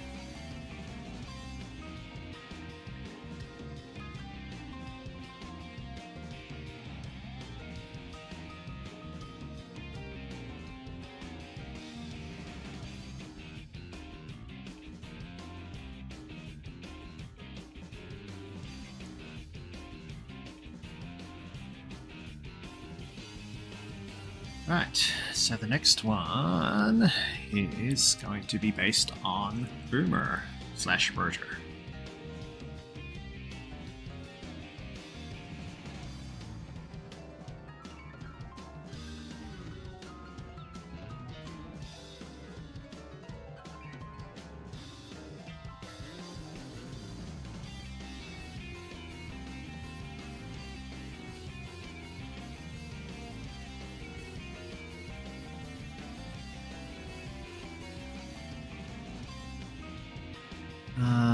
Just bear with me.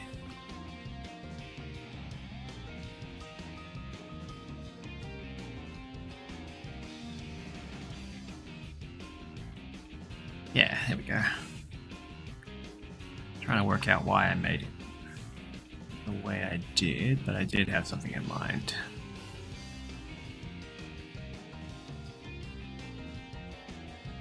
Okay. So, this character is going to be one that I place on Halaska. So, the Arctic country from Sonic Unleashed. He lives on Halaska with his family. They so they move away from the Mobian Isles because of the Battle Cuckoo army threat. So they move from the Mobian Isles to Halaska and live there amongst the humans. But they also oh no, I don't have it here in the set. They live amongst others like them who live away from other Mobians. In particular, Bark the polar bear's family. He lives there. They live there on Halaska as well. And Rhoda becomes a friend. Well, Boo-Marra becomes a friend of Bark's younger sister, Branch.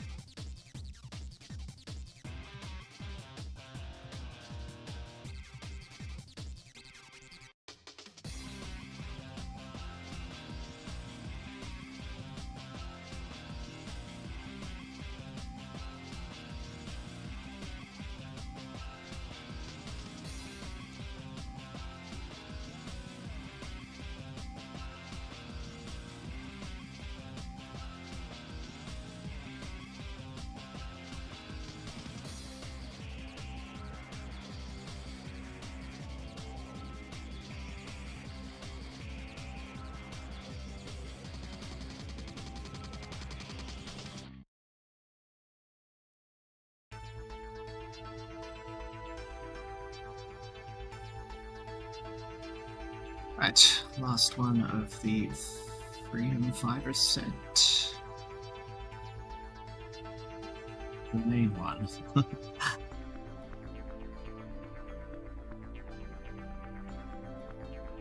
Willingly moving to cold country. Yes, yes. Well, he doesn't like it, but his parents made the decision. So he's like still young when they moved. But yeah, that's not his choice, and he's not very happy about it. So, hello, Silent. Merry Christmas. Yeah, Merry Christmas, Strange Bluefire. Welcome. Thank you as always.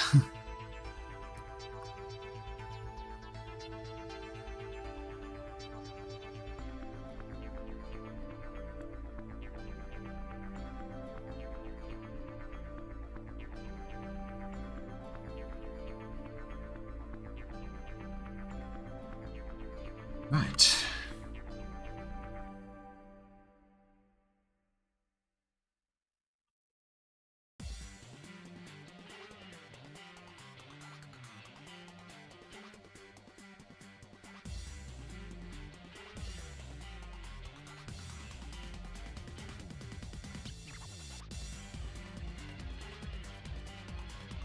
And this one here will probably be my last one, because I've actually run a lot longer than I expected.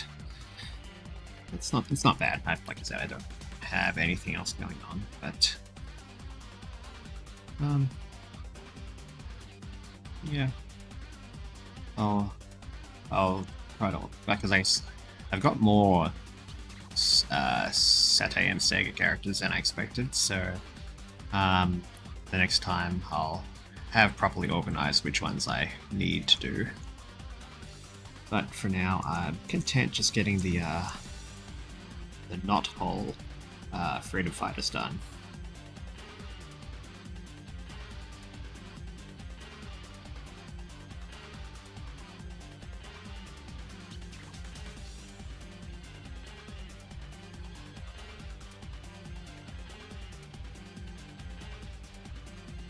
Nah, all good. I started late as well, so I had to make sure my family didn't have Christmas plans before I decided to do my own thing.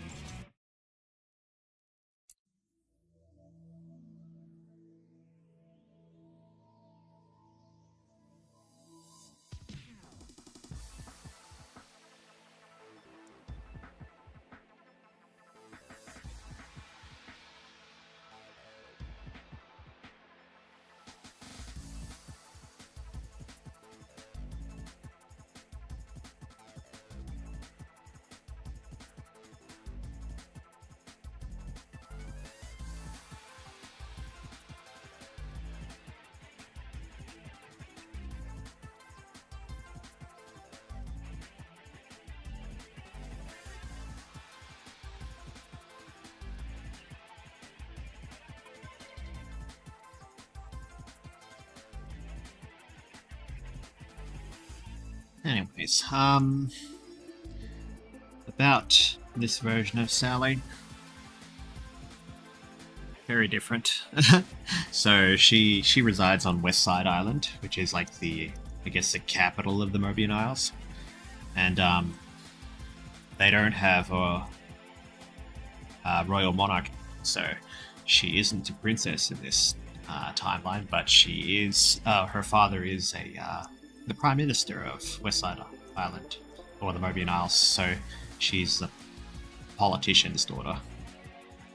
So she's hasn't had to deal with freedom fighting, hasn't had to, fight on the front lines or anything, much like the others. So she sort of grows up to be this privileged member of society, like very very on the public scene.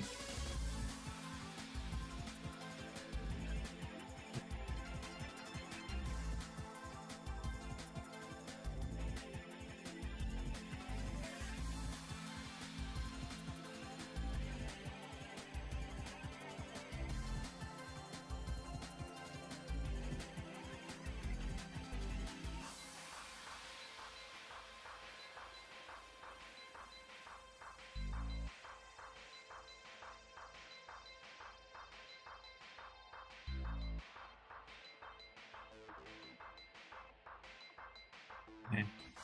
She never meets Sonic here, but like, given her public status, she is familiar with, uh, you know, familiar with him because of how renowned of a hero he is. So she has thoughts, certain thoughts and opinions about him,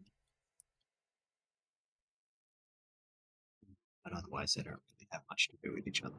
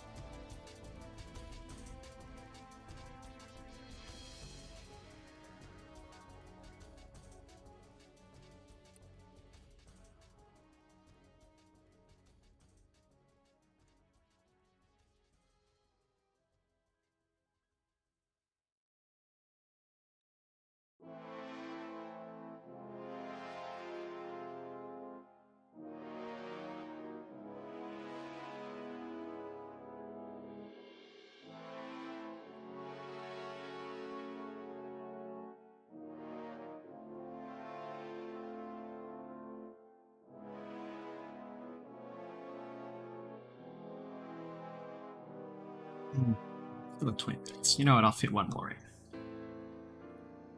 I'm gonna do this girl.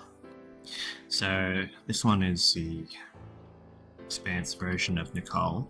So it's not really canon to SatAM. It's more of like development information that one of her original one of her considered backstories before like things changed or got cancelled or whatever was that she was originally a girl friend of Sally's prior to becoming an AI entity, and she was tricked by Robotnik and had her consciousness transformed into that of the cybernetic remote that you see in the series. So these are primarily based shifts in origins of the SatAM versions rather than the Archie versions, even though they are derived from the same thing. But for Nicole, I utilize that element. So in this timeline, she never becomes an AI. So she's a completely organic creature.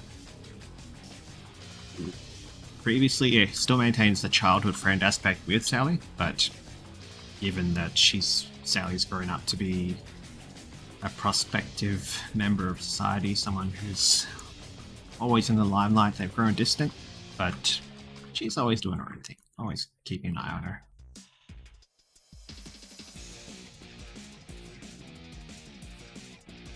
So I'll see if I can squeeze in her design in the next 15 minutes, and that'll do it for a 4-hour span of streaming.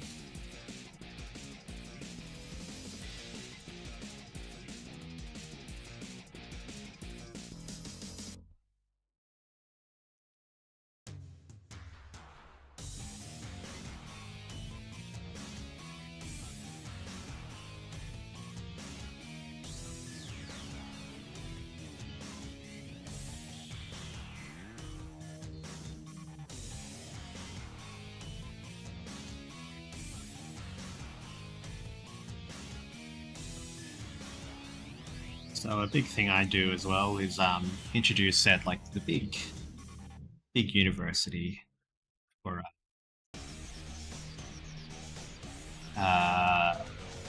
growing Mobians is situated on West Side Island. So I mentioned that West Side Island is the capital of the Mobian Isle. So there's a university there that the older Mobians study at. So this version of Sally is studying there. These three are studying there, so Nicole, Cyrus, and Johnny Lightfoot. And Seren Nightingale's also studying. Actually, no, Monnette's studying there as well. So quite a number of these characters are situated there. But I'll go into detail about that more at some stage.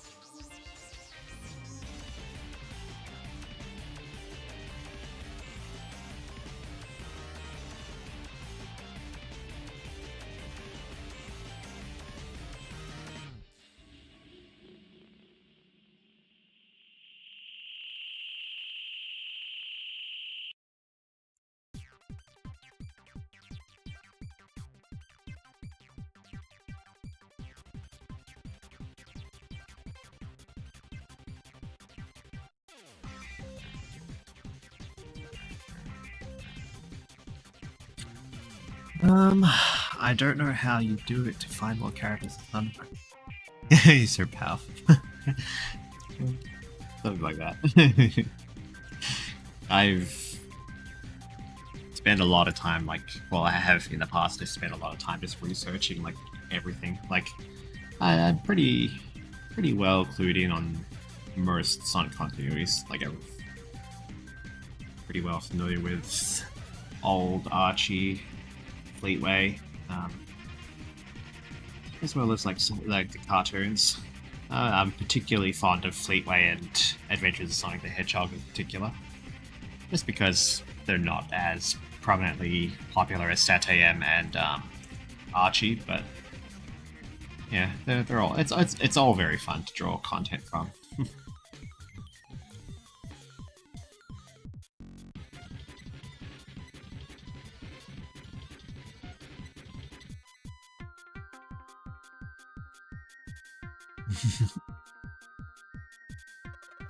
Yeah, I mean, I have in mind that pretty much anything that exists in any continuity can exist in universe, depending on circumstance. Like, I consider that the idea that the Sega Sonic world, the main Sonic world, is like Prime Earth. So every other, I consider that every other continuity that exists, all the other versions of Sonic and all the characters that exist in those worlds, depending on circumstance, of course, could exist within the main world if history aligned in certain ways. So like that, these characters here, they exist physically, but given historical circumstances and the setup of the world that they live in, as according to game events and history, their histories are altered as well. So that's generally the way I like to look at things.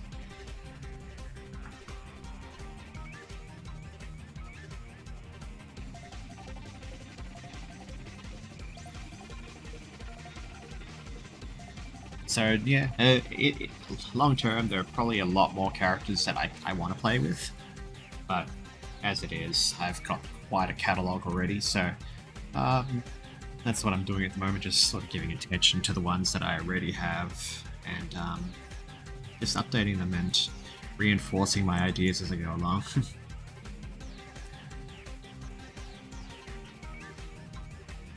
She's supposed to be quite short in comparison to everyone else. Yeah, she looks adequately short enough. I'd like to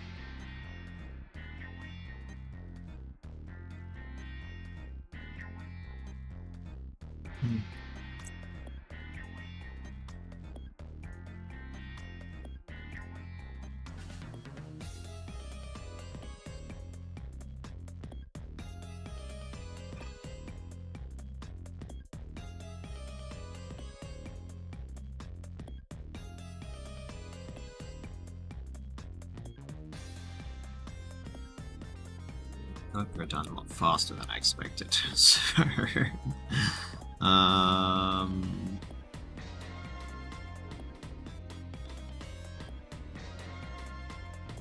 really, these two are the ones I need to do to complete the set, but I need to think about them a bit more, I reckon.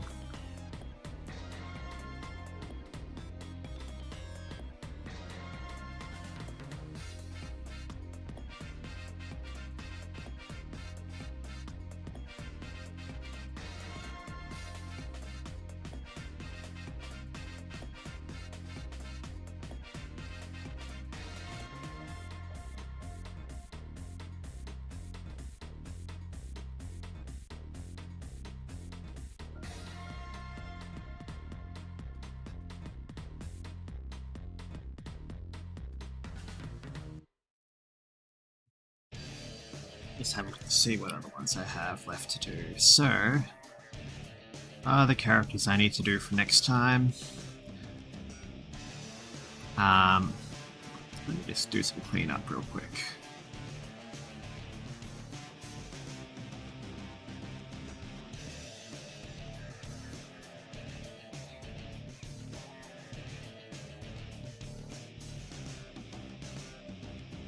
Right. So I didn't do through these two. These are Scratch and Grounder. So they're reimagined as E10,000 robots. So they should have gone with the Adventure of the Sonic the Hedgehog set, but I don't really want to draw robots at the moment. And then I keep forgetting her name. She's an Archie character though. Antoine's childhood friend. So given that Antoine never leaves his country, he never meets Bunny, so he's more aligned with his childhood friends. I'll redesign her a bit more of that later. And this is a character that Baby T.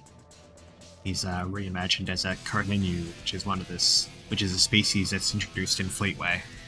So a bit more lore work will be involved with this one. And other characters I need to do. So these three, which are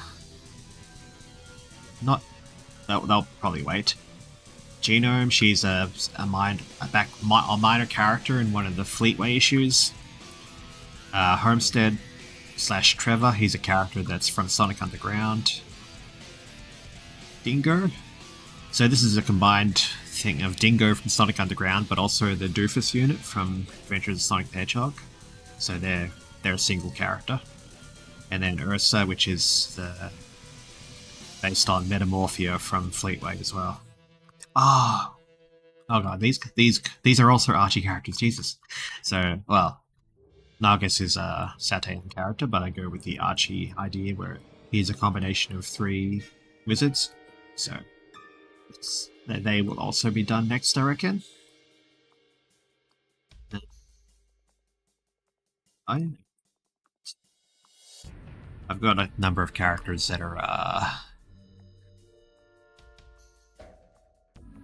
gotta put her on this, Dr. Sorters.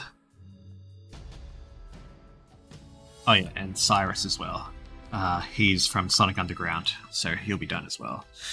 But then that'll be it for the adaptation characters. So I'll do them next time. So there's a nice handful there.